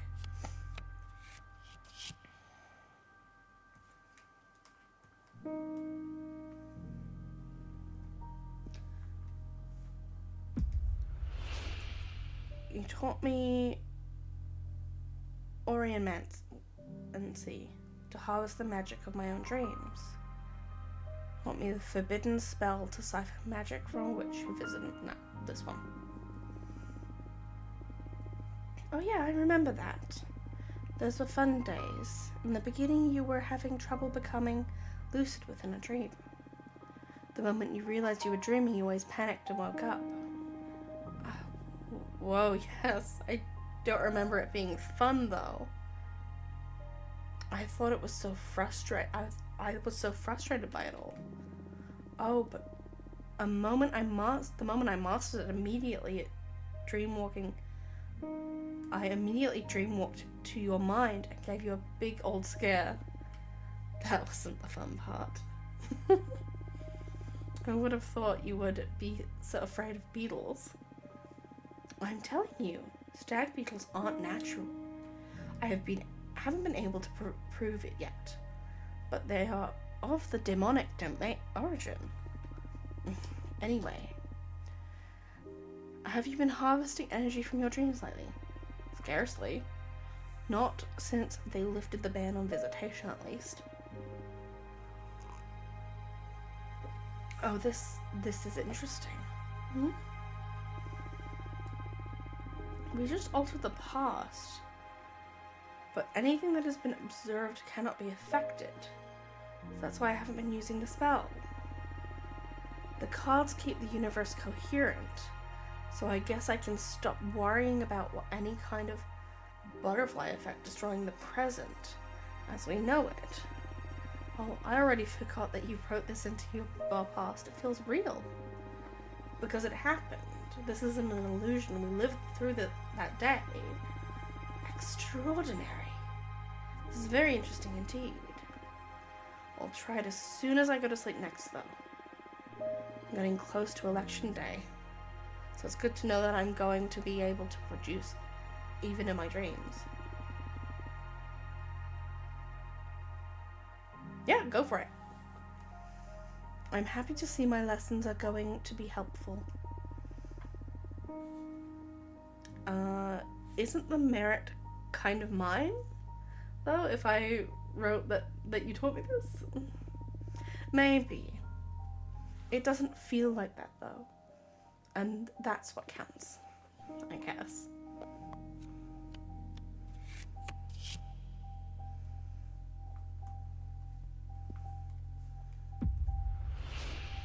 I really loved that time you took me camping in one of the beautiful valleys of the Deerfield realm. It was so peaceful. Remember how your ears went wild the first time we baked margarita pizza? That feels accurate to Fortuna.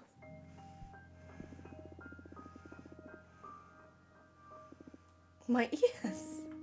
Yeah. It was during the first months of my training. I was getting used to my ascension, and I wanted to do something to thank you for taking me in. I asked you if you like pizza, and you were like, "What is a pizza?" Exactly. I couldn't believe that all of these years of all of your years of immortal existence, you hadn't heard pizza at all. Well, it's not like you had any knowledge of dear folk gastronomy. I know, but by the time I couldn't process existence without pizza. So I went and made one for you, the simplest. I remember it.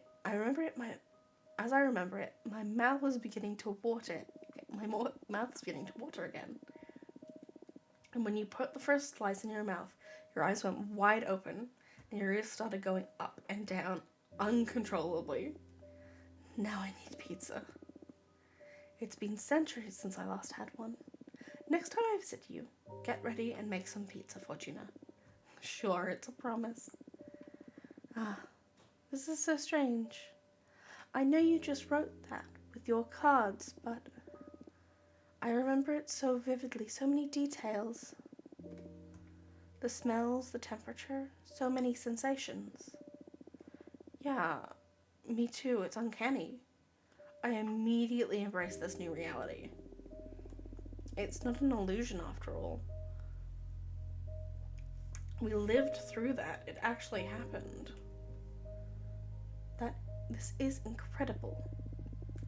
Thank you for creating such a valuable memory for us. Anyway, what do you think about my true talent? I understand why Adana was scared enough to deprive you of your old deck. But I'm not scared at all, because I know you. Adana didn't. She made a grave mistake. If Adana had told you the truth, you would have treated your newfound power with care. I have no doubt about it. but sentencing you to a millennium of exile, that's dangerous. You could have gone insane, and I don't even want to think about a mad witch with the power to alter reality. I'm so glad I taught you to summon Abramat. Wait, you know Abramat? Not personally, but my mentor did. She taught me the Forbidden Song and told many tales about Abramat. Okay. So, theory. Her mentor was the witch that Abramat was in love with. That's what I'm calling. But I never got the spell to tell myself. Wait, tell me about your mentor. My mentor was a Sumerian witch, master of shapeshifting. Shout out to Sumeria, cradle of humanity. She was one of the founders of our coven. Apparently they had to dispel Abramat because one of the sisters made a pact that endangered the fabric of time itself. My mentor rarely talked about the incident because it brought her sour memories that tainted her transformations. But they had to erase their sister out of existence. And okay, so it's not her, but it is her sister. And chained Abramat back into the Forbidden Song. I know Abramat isn't happy about that. Oh, I'm sure. And my mentor felt quite sorry for everything. But what could they do? The price was too high. In any case, my mentor spoke fondly of their time with Abramat. I'm kind of sad I never got to summon him myself. How are you liking him?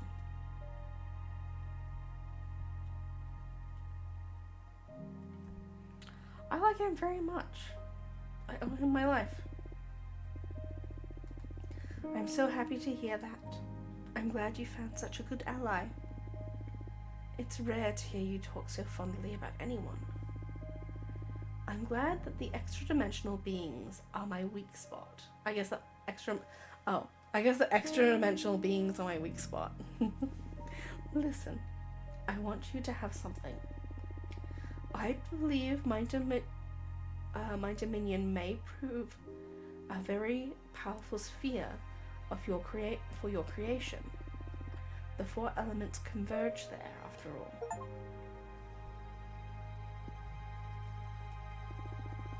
Oh, this is going to come in handy.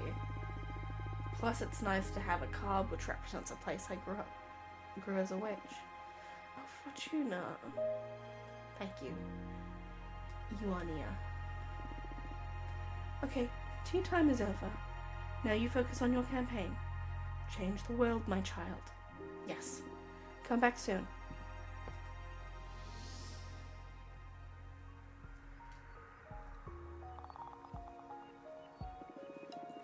Back from the battlefield to report. Challenge Jasmine's idea of witches have no duties whatsoever. Warriors are scared by it, they supported our argument. Explorers think there should be some commitment from every sister towards the community too. And novices want a more collaborative coven. On the other hand, some academics were quite pissed off with our message.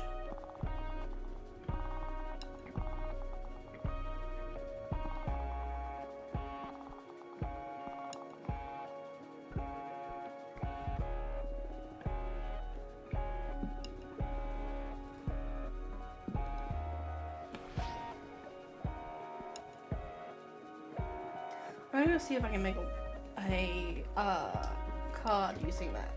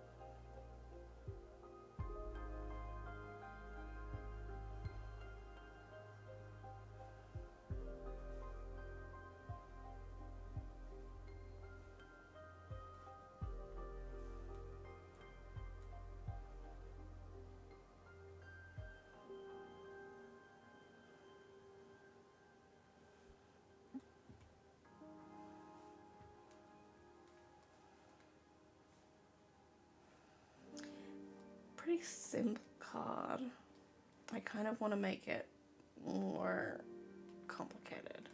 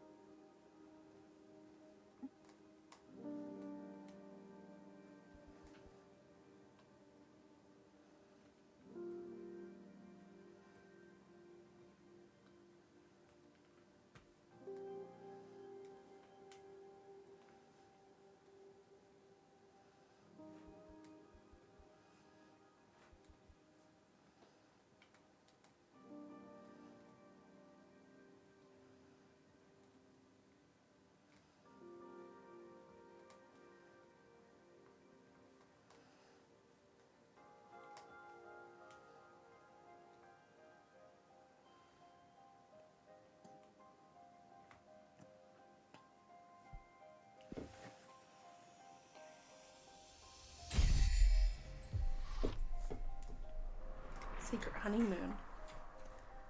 A space to examine cosmology. The right amount of poison can lead to balance and strength. In need of finding a partner, a pain that can beget isolation. The glass doll and the snow-cast eyes are teeming with primal urges.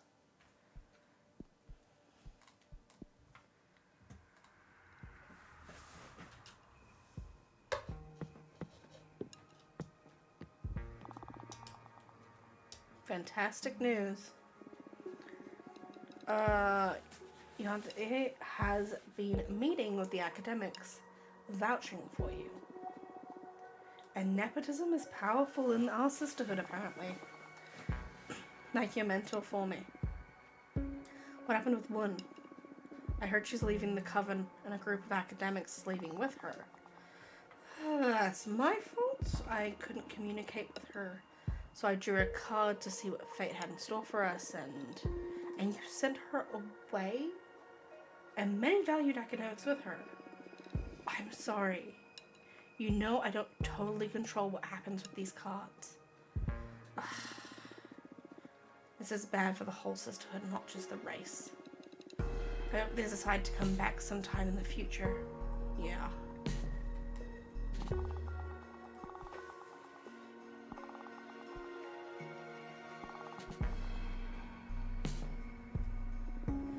Hey, I did some digging.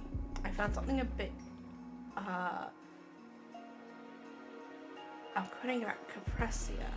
This is a perfect memory storing events, but both cosmic and earthly inside of her tree rings, but not some branches. Well, apparently, during Adana's mandate, some developments have been edited out of existence. And that included literally trimming some of Caprecia's branches, destroying many years of records, just to cover up Adana's dealings. We haven't been able to discuss with what the incident was about, but Caprecia is physically unable to recall it. But just revealing the fact that she probably colluded in destruction of records may be enough to spark some arrest among followers. We could use it during a debate to throw her off her game. We'll see. Okay. We got a card from our mentor. That was her home where all 4 elements converge. She also told us that her mentor, who was a Sumerian witch, had known Abrama, who is the behemoth we summoned, which she knows about. And she told us a little bit about them. My current theory is that she might be the witch that Abrama was in love with. We made a new card. Our sister has just come back and said we fucked up. So our mentor is vouching for us with the academics, but Ren, the owl person that came, is leaving because we weren't able to communicate with her. So we fucked up a little bit. We've also found out that Caprecia were colluded with Adana to remove evidence of something. So, like, physically removed parts of her, because her body acts as a record keeper, to hide the fact that she was colluding with something. Caprecia, specifically, let's go off to the point of Caprecia program.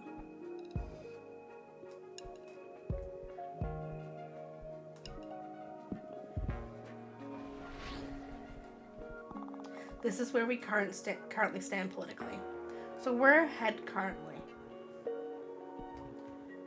Who is this? Oh, you're the Cosmic Poet. I want to meet with this person first.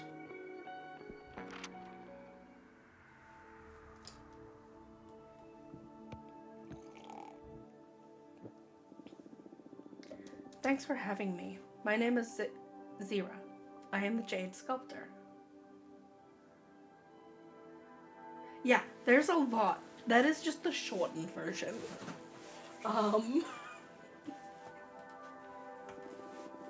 Welcome, Zira.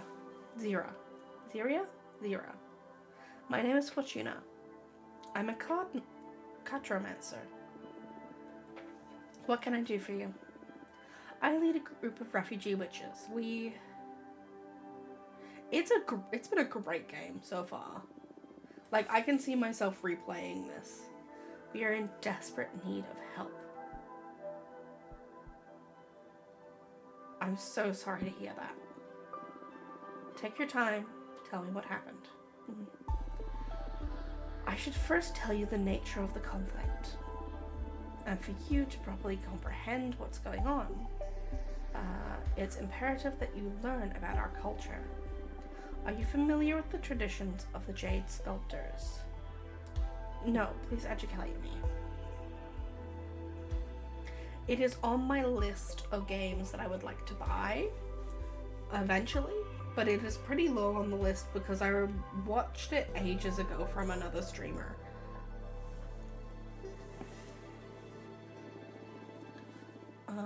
With pleasure. Thank you for listening to our story. We, the Jade Sculptors, are specialized in dialoguan with precious stones. We can ask them what their potential is and carve any of them into magnificent looking tools. The most powerful stone is jade, the cornerstone of all our powers. We owe all of our might to the pact we sealed with the Jade Monks. You work with men. I thought they weren't able to achieve witchhood. Oh, hi, baby. Bye, baby. Oh, no. The Jade Monks are the two largest known jade stones in the universe, each the size of 5-story pagoda. They whispered their shape to our founding members, and they carved them into what they are today. We worship them, and in exchange, they guard the souls of every member of our clan. If you bring the heart of the Jade Witch back to the Jade Monks, we can be born again. But as a mortal, retaining our memories, but not our powers.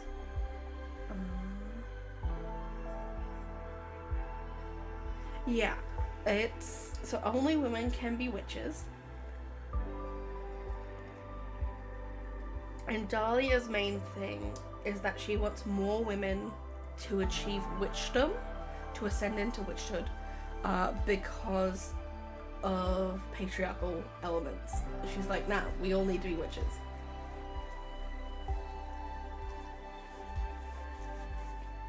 I don't think there's been a single male character so far. That's not true. There were a couple side characters in the like backstory of Patrice, but we've not met like a single guy in this whole game.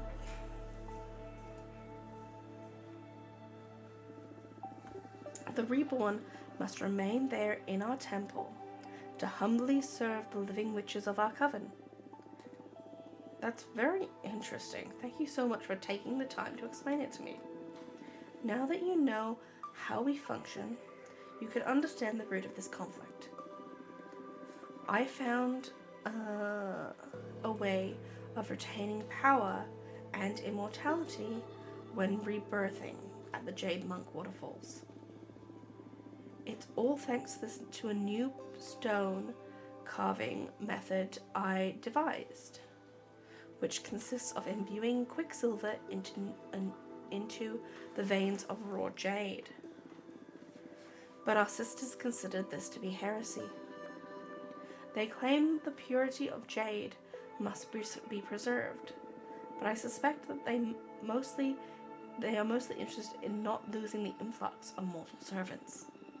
Some of us, a minority I must say, tried to defend the virtue of imbuing jade with metals. However, they declared us heretics and have been hunting us down.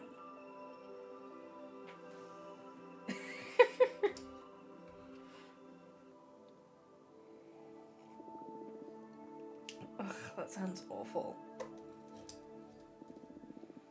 That's why we need your help. And I am aware of how risky it is to protect us in this moment. But hear me out. I came up with a proposal that may benefit us both. So let's hear it.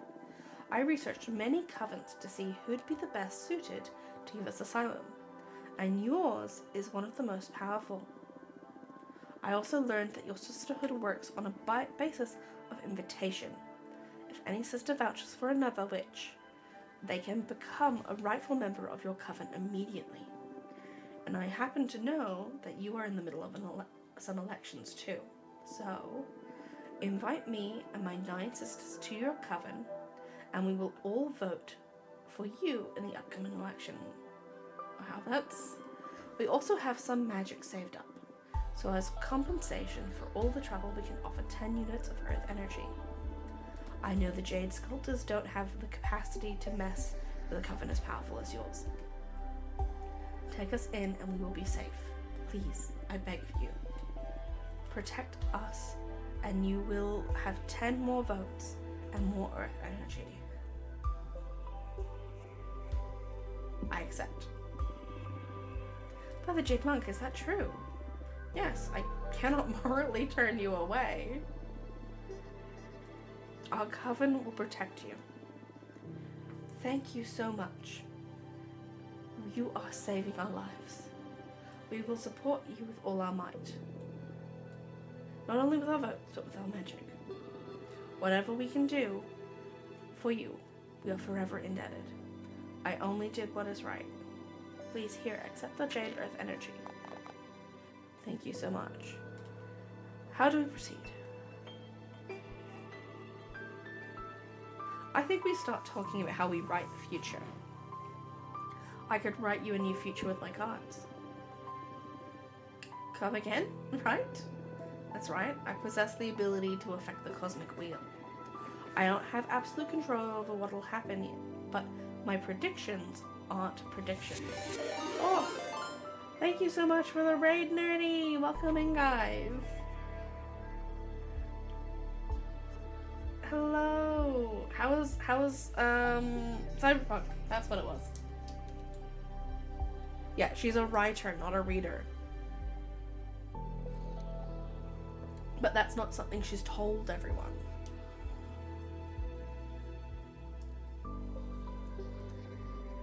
How was Cyberpunk? Was it good? Did you finish?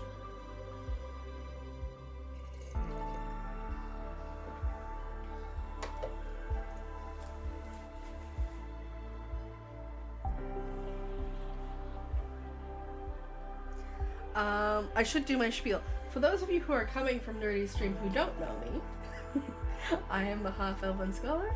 You may call me Nina, you may call me Elfie, you may call me Scholar. I'm down with most names. I am a VTuber from Australia. I play mostly RPGs. Right now we're playing a visual novel called The Cosmic Wheel Sisterhood. This is a woman-led game in the fact that all of the characters are women.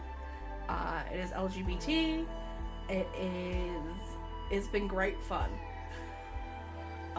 There's been a lot to unpack in this game in terms of like there is stuff going on.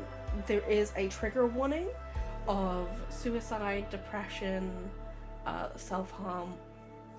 I can't remember everything off the top of my head, all of them. But please, if those are things that trigger you, it is far better for you to go and come back at a later stream and take care of yourself. If you need to raid and run, that is okay. You get a drink, go to bed, have something to eat. If not, you're welcome to hang out and chill out with us. It's good. That's exciting. You're so close to being done. Like, so close. You can. Depending on the question, I don't know if I'll be able to answer it, but you can ask it.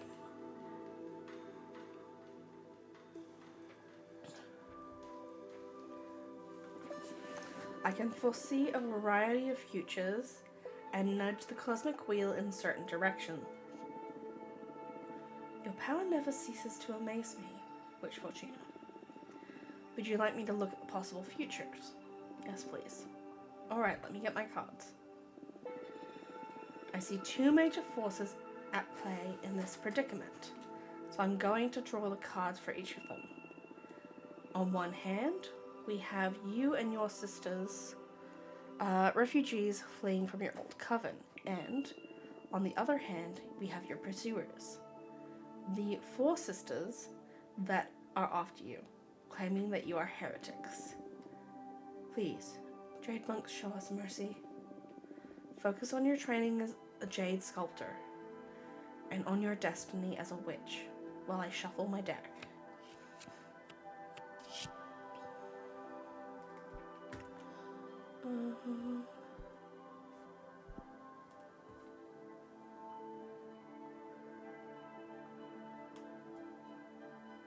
Yes, that is true.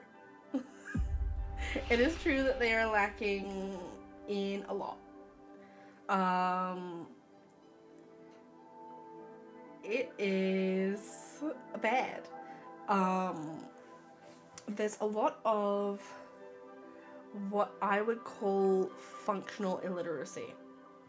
So they can read directions on a signpost. They can read an instruction, so sort of. They can read enough to get through their day-to-day life. But if you sit down and say, hey, can you read this page of this book for me? They can't do it. Hey, can you tell me what this means beyond surface level? They really struggle. They really, really struggle. End up founding your own coven? Else you will carve a temple. I don't want to be a god. You will found your own coven. They'll surpass the Jade Sculptors. That's not possible. Why not? The Jade Sculptors didn't exist before your ancestors carved the giant jade stones, right? So when we're teaching a novel study, right, I break my questions up into green. Everyone can do that. Everyone can do the green questions. Yellow is most of the class should be able to do those questions. Red is the really advanced students can do those questions. How many students do you think just did the green ones?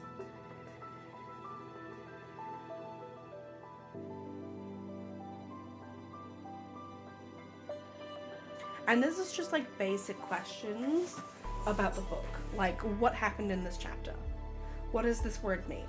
Can you find me an example of this thing. The red questions were the more complex of like, what can we infer about this character based on this passage?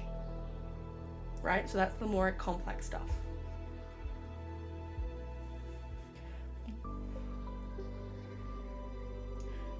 It was about 80% of class only did the green questions.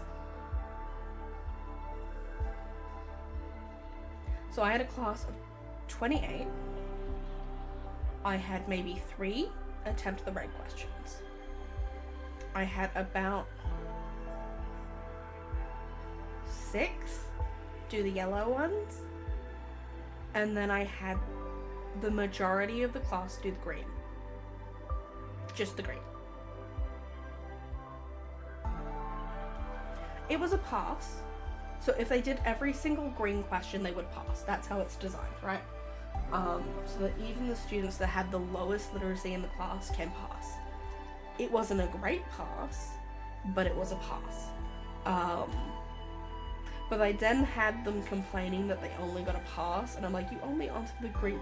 It is explained at the top of every single sheet what you have to do. Because they got a different set of questions every chapter or every section of chapters. It is explained at every single in every single sheet. You must do the green questions. This will be a C grade. That is a passing grade. Do the yellow questions. You'll get a C, somewhere between a C and a B. Do the red questions. You'll get somewhere between a B and an A.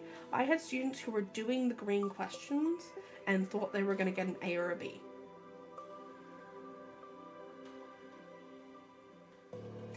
I don't know what those are.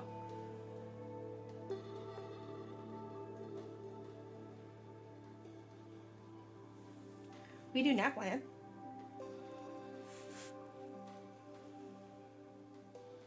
Oh, we don't have... So we have NAPLAN, which is the standardized testing for, like, the whole country. But we don't really do... Thank you so much for the follow. We don't really do midterms or, like, standard tests beyond, like, what they have to do for, like, the required standard testing. It's mostly just assessments.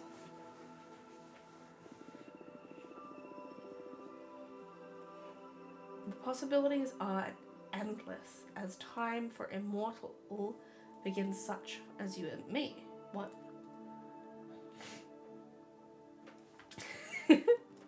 The possibilities are endless as time for immortal beings such as you and me.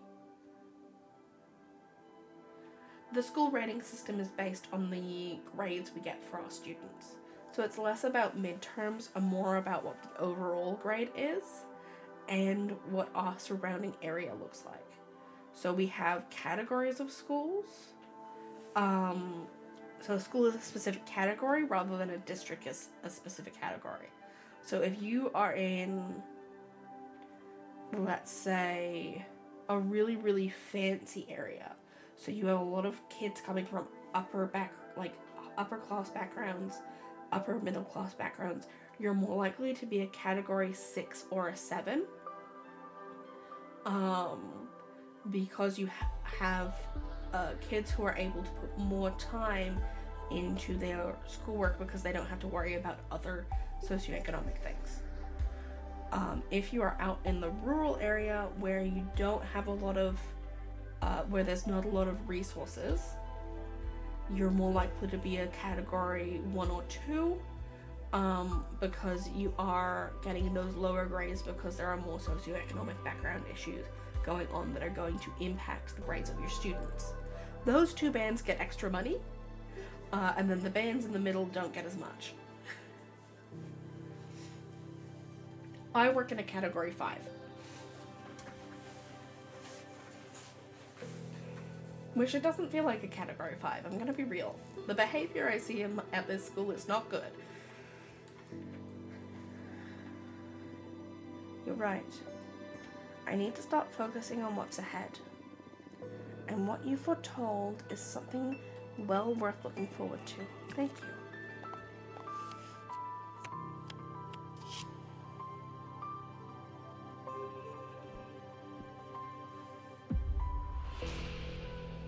pursuers will eventually realize how ignorant they have been, trying to recruit you back, and compensate you and your sisters for the damage they cause.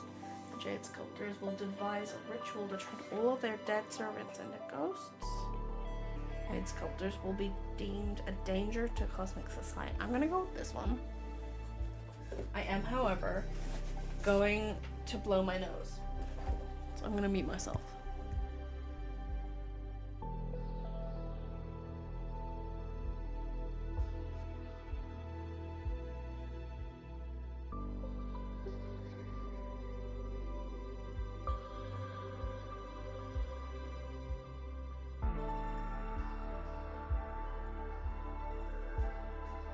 Okay.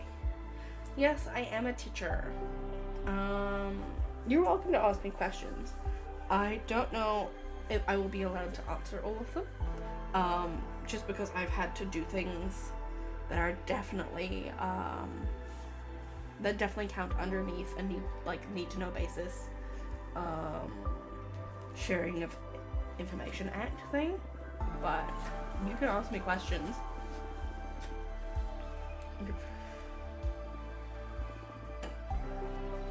That's rich.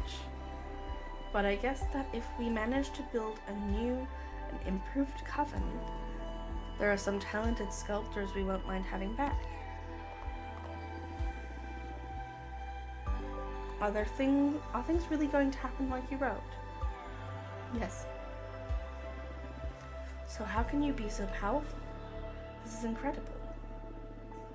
I still can't believe we're going to not only survive but thrive after all we've suffered. I just hope you can find happiness. Thank you. Really.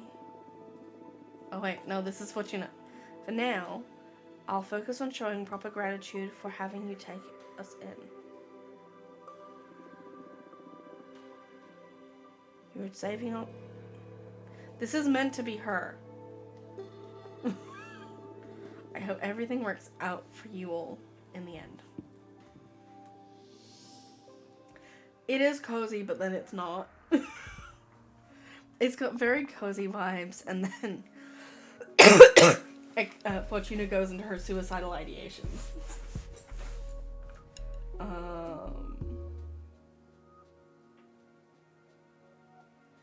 I mean, as long as you got...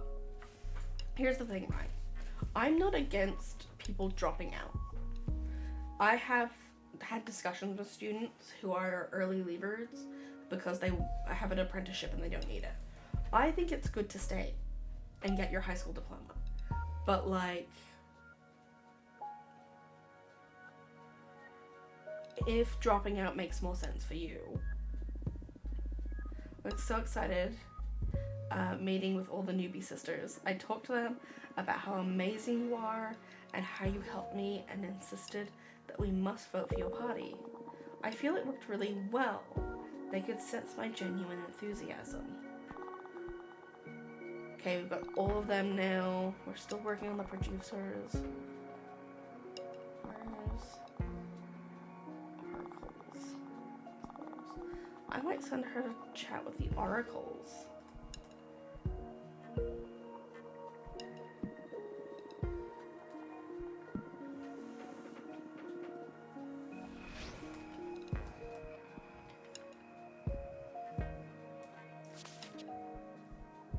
No, I'm not ready to talk to you. You have dragonfly wings. Oh, you look so cool. I love her nails. It's like they put dangly chains on them. I love the character design in this game. Wow, what a nice home. Did you like the cosmic poem I sent you? Yes, thank you very much. I didn't read it. Oh, you're welcome. Let it sink in. It'll grow on you. Nice. So,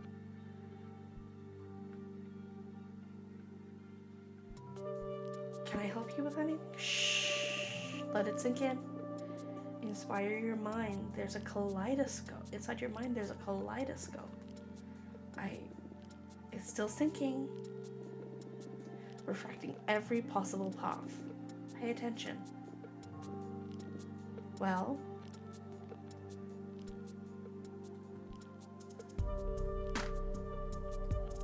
and I'm the road keeper? Powerful, huh? Look, I don't want to be rude. I normally enjoy this kind of weird game, but we're a bit swamped at the moment with the coming elections. So, what can I do for you? I want to support your cause. Oh, okay. You're not from our coven though, right? Why did you decide to support us? I like your team. I'd like for you to be in power. Thank you. What is it you find interesting about our program? The vibe? I see. And what are you thinking in terms of support? Why a cosmic poem, of course. Oh, I heard they're all the rage among younger witches, right? Yes. And soon, among every witch, once I manage to break through their sour skepticism, cosmic poetry is not just about words. They're thought-birthing spells, but they can only penetrate welcoming minds. Oh, okay. So that's why it wasn't doing anything for me, I guess. Most people just call me by my IRL name, because while there is definitely lore for the Half-Elven Scholar, I have not done anything with it. And it's mostly just for me to not be recognized by students. So you can call me Nina if you'd like. I also go by Scholar or Elfie in other people's chats, so those also work.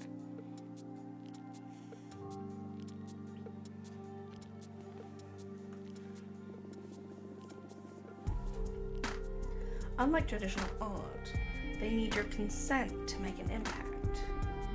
It's the most ethical form of creation. Okay, interesting concept.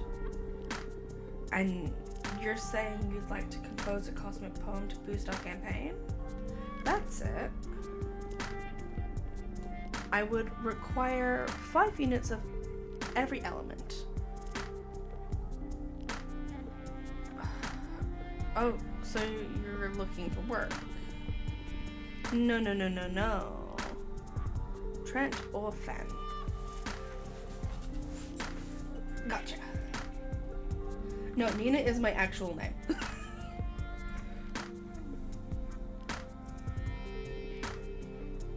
Not at all.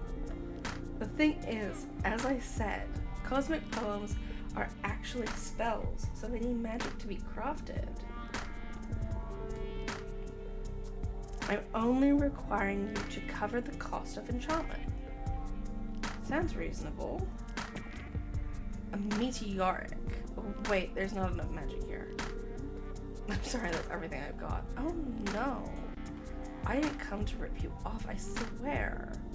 I'll cover the rest and you can pay off the balance whenever it's good for you. Okay, thank you. Okay, now, let's compose a cosmic poem. Gotcha. I've heard wonders about your divination. I wonder if you could use it for something avant-garde. Oh, what do you have in mind? Instead of actually writing the poem, let's speak into the future and see how it's going to end up. And we can skip the pain of actually pondering every single word. Okay. Is the baby behind me? No, he's not. I thought I heard him behind me. Paradoxical cosmic poem. If we peek at how it'll look after it's going through all the process of iteration, we wouldn't need to actually put the work in. Yes, it's beautiful. Isn't it beautiful? My atoms shake at the mere thought. I dig it. How do we go about this? Okay, So cosmic poems are composed of 3 important elements. I'd like to ask the cards to look at each of them. Also, before we get started, please forget everything you know about human poetry. These are spells unbound by language. In fact, everyone perceives them in their own native tongue. So forget about rhyme, metric, and all that bullshit. This is the real deal. Just powerful ideas like a hit tweet. What's a tweet? Oh, you're a pre-internet witch, I see. When are you from? I ascended in the 60s from the planet Earth's United States. Right, so like graffiti that you read somewhere and find yourself thinking about again and again. Gotcha. When are you from, by the way? Nowhere, no when, literally. I woke up inside a collapsed star where space and time stopped making sense. I've never been mortal. But I really dig the human vibe. Oh, wow. Is that even possible? Girl, I don't know. Your guess is as good as mine, but I like her. Anyway, Cosmic Poems 101. The first and most crucial element is the hook. A conceptual gust that pries open your mind. It radiates to absorb the energy of the poem. Second comes the line. The substance that development, the idea. The third, and quite critical, is the sinker. What a break.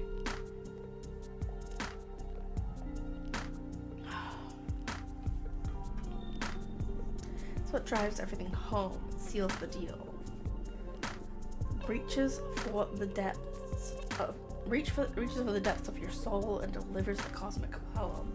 Are you following? Hook, line, sinker. Got it. The idea is to develop a cosmic poem that makes witches connect better with your cause, right? So, focus what inspires you to support us while I shuffle my deck. Energy of star fear is fierce. Those hated by the dragon will wither away.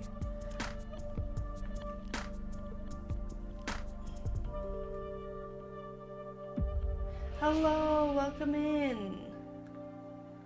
Teeth and nails become a witch you have always feared.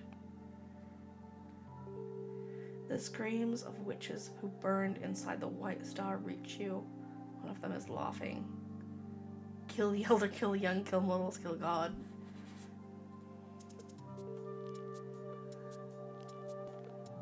This game is the Cosmic Wheel Sisterhood.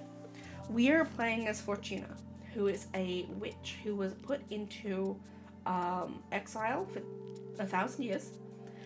We are playing at the 200-year point where she has contacted a behemoth, which is a being of cosmic power that it is illegal to contact, who she has made a deal with to try and gain her freedom.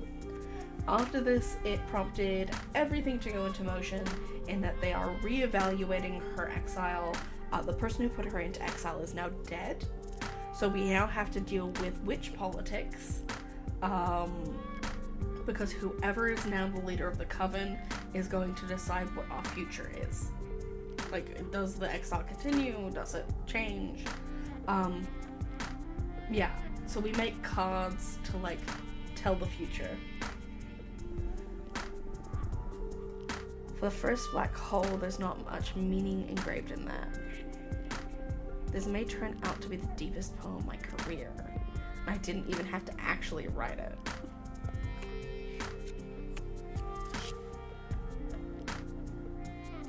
Ooh. She foretold the destruction of her coven. Observe your willpower. Others are private.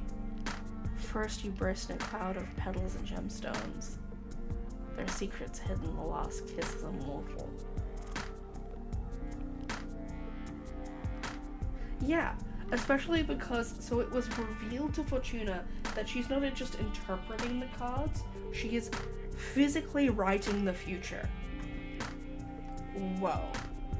Powerful. You bet it caught my attention. She's not just a fortune teller, she's a fortune writer.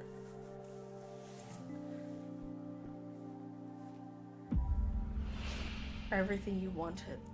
This is a dead end. Everyone get on their knees and pray. Nothing matters anymore. Will you be the guide that'll get us across? Yeah. Shit, the stinker is a game changer. I love it. Fortuna, this is extremely good. Let me bind everything together in a spell. I can't wait to listen to it. My mind will be welcoming this one. Ready? There's a secret hidden in your last kiss as a mortal. Get rid of your teeth and nails. Become the witch you have always feared. Will you be the guide that'll get us across? This is a masterpiece. Are you feeling it? Yeah, it's nice. Nice? This is incredible, Fortuna. You may not be well versed in cosmic poetry, but this is going to be a massive hit, you'll see. Alright, I'm happy then. I'm going to start singing it throughout the universe right now. Yeah, please. It totally conveys what you're doing here, trust me. I'm out. Good luck with the rest of your race. Thank you for going. And for the poem.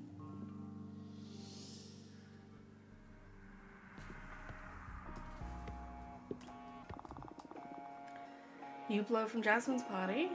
She must have struck some kind of deal with something.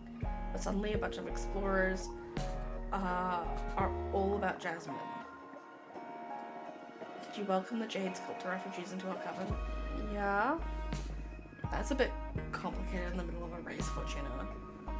Besides the coven rule, based on the coven rules, they have a right to vote. And they're voting for us, of course, but this didn't sit well with the rest of the coven. Oh, I understand. Well, I had to welcome them in. I couldn't refuse to help them. Okay, let's rebuild from here. There was a secret hidden in the last kiss. Your last kiss is immortal. Get rid of your teeth and nails. Become the witch you have always feared. Will you be the guide to get us across? Wow. You're a cosmic poet now?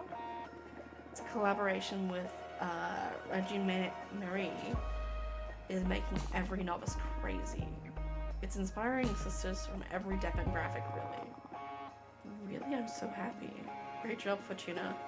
Remember, will you be the one that'll guide us across? Shut up. Hello, I'm back from meeting with the explorers.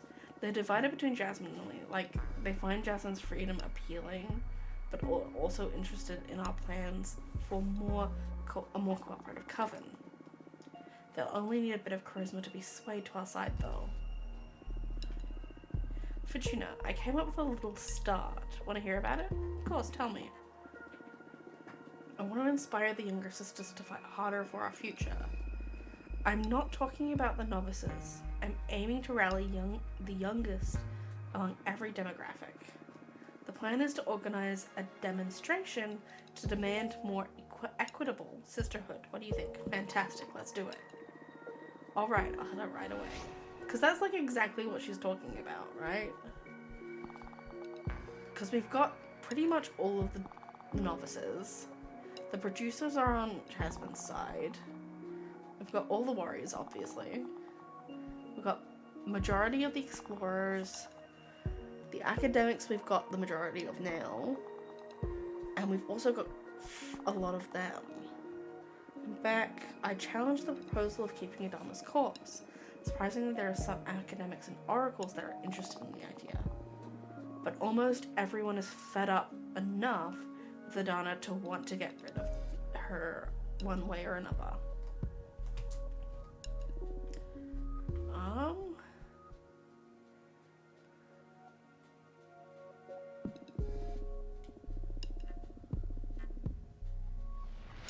Dig up some dirt. Okay, let's do it.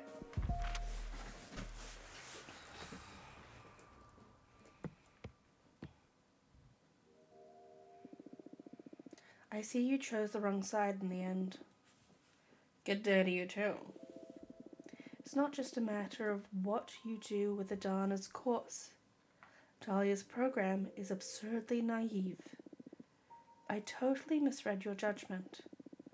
Well, I'm sorry you're not a fan of our plan, but it's the Coven that will decide what kind of community they want to live in.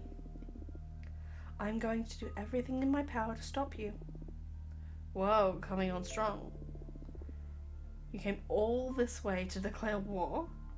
Yes. Super! To begin with, you can forget about getting any votes from the academics.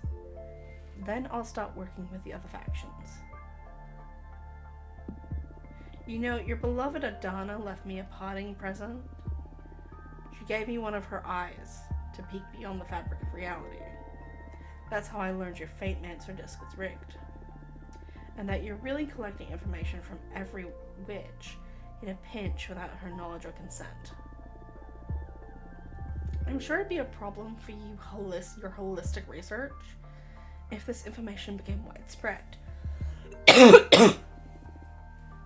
What do you want? Oh, I want absolutely nothing. You just need to do nothing and your secret will be safe. Very well. But I'm still voting for Jasmine. Completely understandable. You can leave now. See you in Congress.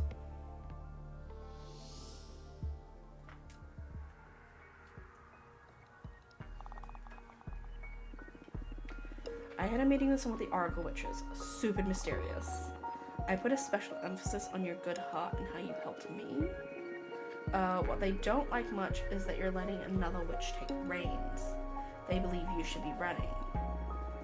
I tried to make them trust our party, but I don't know if I had any success.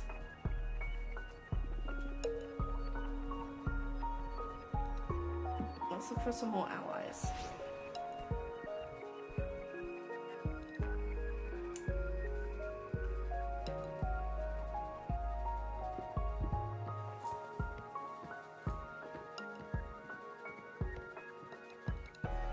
I'm gonna try sleeping now that we know that we can get some power from sleeping.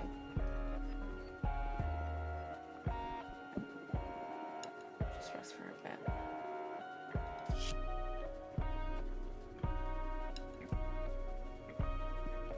Did I make anything from that? I did. Good. Okay, I have something worrying to report. Caprecia is shamelessly parading Adana's corpse around to gather support. It may be because they go back way too far, but for some reason the corpse complies with everything Caprecia says. This is giving our sisters reason to believe Caprecia's plan for keeping Adana as some sort of mystic guide. We need to do something. I've been keeping tabs on Junarisha since she's been not on to oppose our party, but after her meeting with you, she's withdrawn. What happened? I kind of blackmailed her into it. Come again? Are you nuts? If this gets out, we're going to be in deep trouble. It won't, I think. Well, whatever. Good job stopping Junarisha, I guess. Where are we at?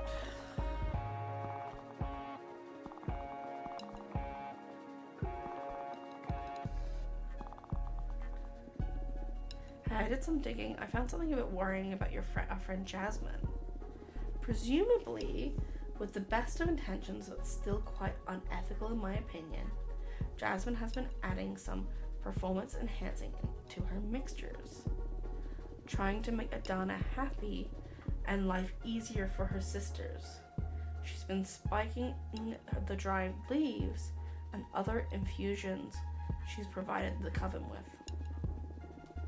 It was all with the purpose of helping everyone meet their quarterly controls, but still, to do it so covertly. Apparently some of the witches discovered the mixtures were altered, but Jasmine apologized and asked them to keep it hushed up, promising she wouldn't do it again.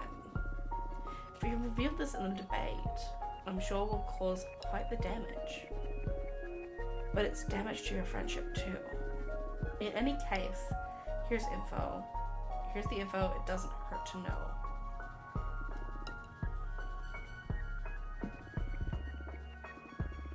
Okay.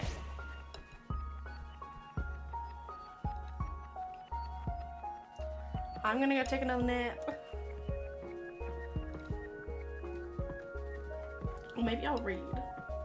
I've not done the interactive fiction thing yet.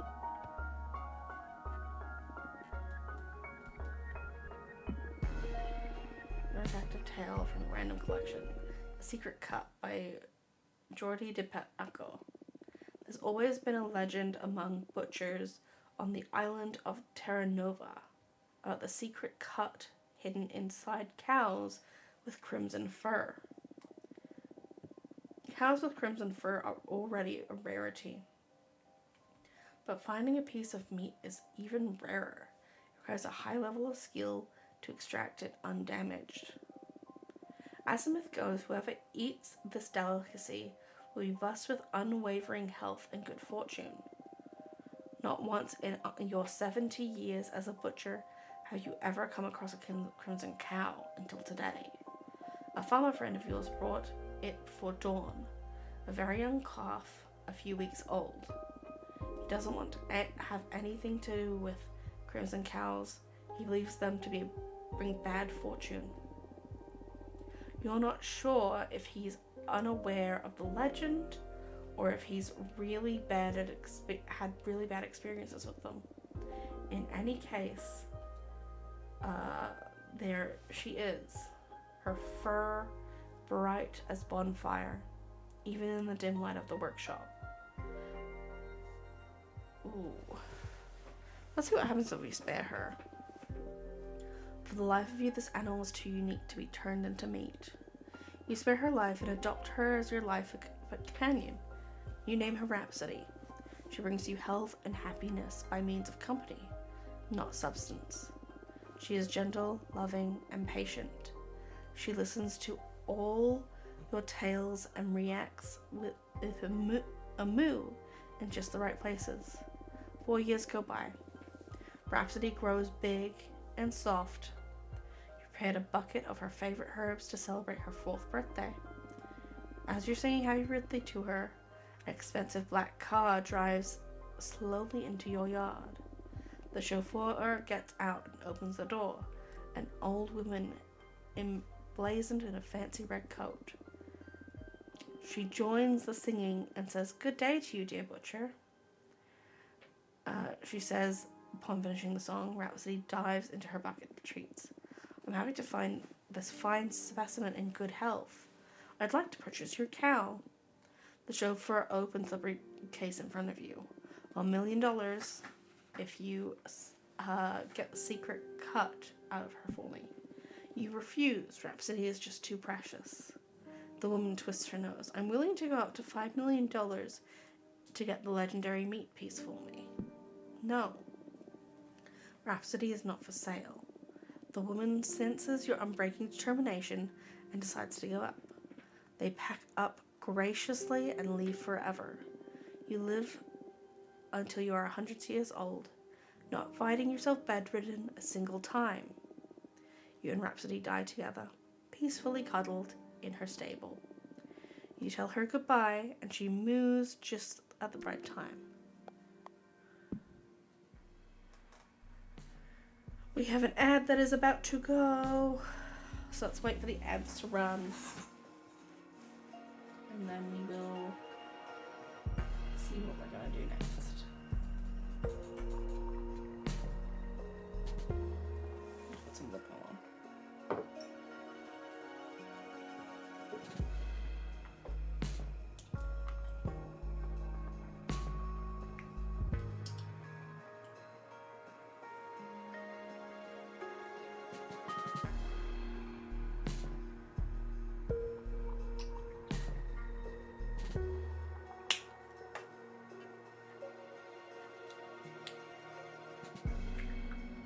We've been gone for 3 hours. That is longer than we usually go.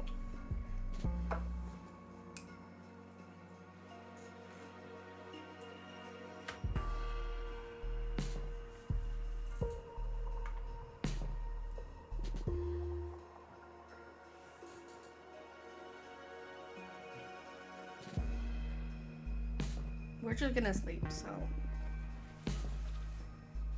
Welcome back from the ads. You're digging your own grave when your shovel hits something hard. You're another bronze statue of yourself. The statue comes to life, and you agree to switch places. It buries you, and your bronze self keeps living in your life.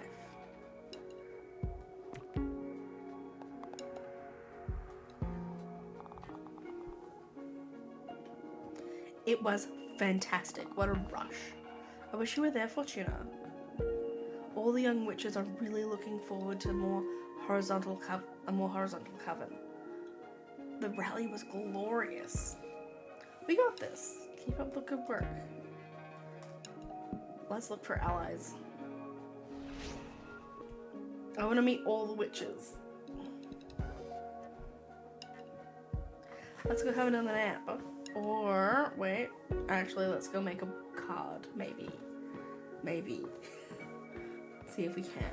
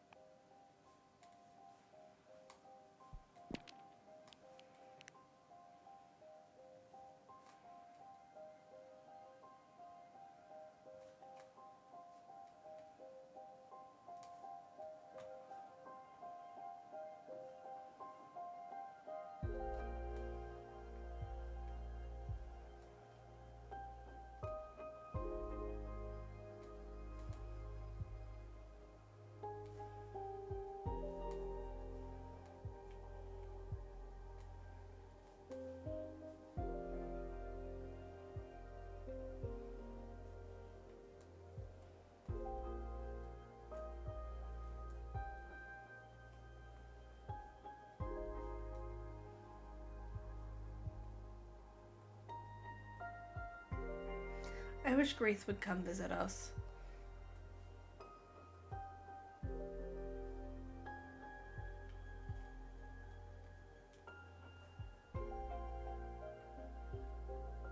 For those who were not here at the start when we went over what all of the cards were, this is Graith's, what they've made.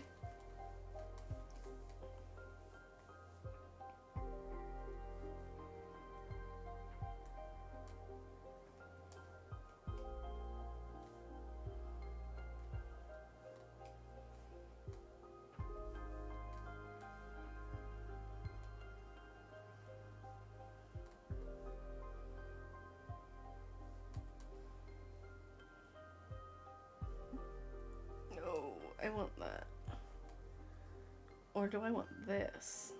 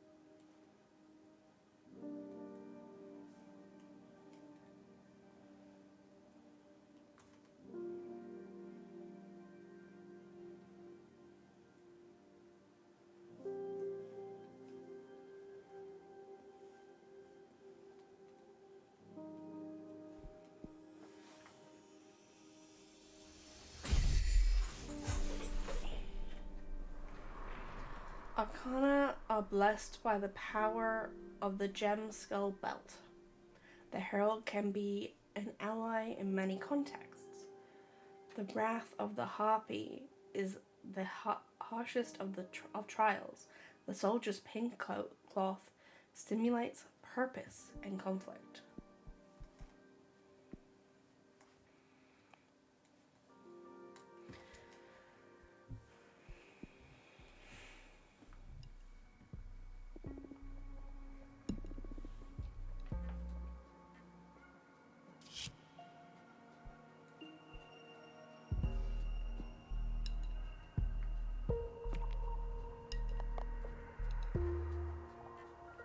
I think we might wrap up there. Or do we keep going? I'm like not tired, but also if I don't go to bed, I need to fix my sleep schedule because I'll be really tired tomorrow.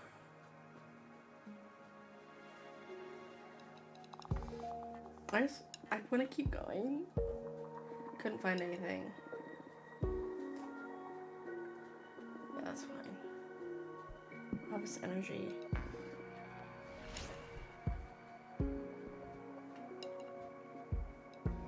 I wish there was a save option.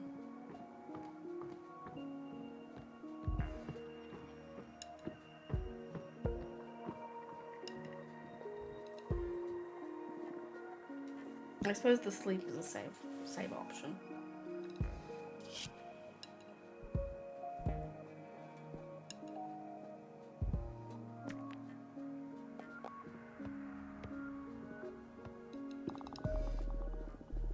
Jasmine organized a meetup in her garden to get to know the novices better.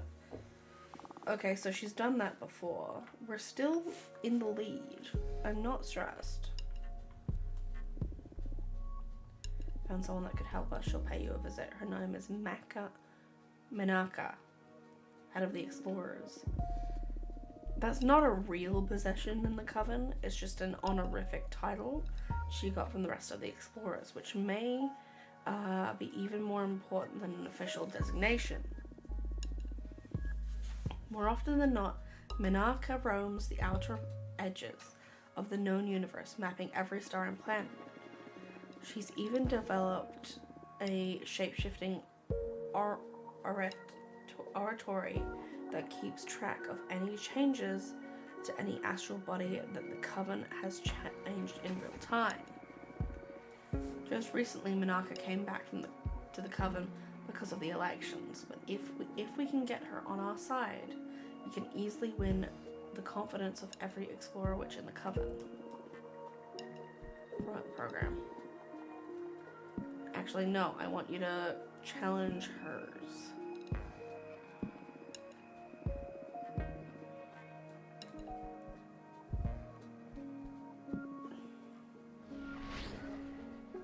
That could come to bite us in the ass, in all fairness. Okay, I'm gonna sleep and then we're gonna raid someone.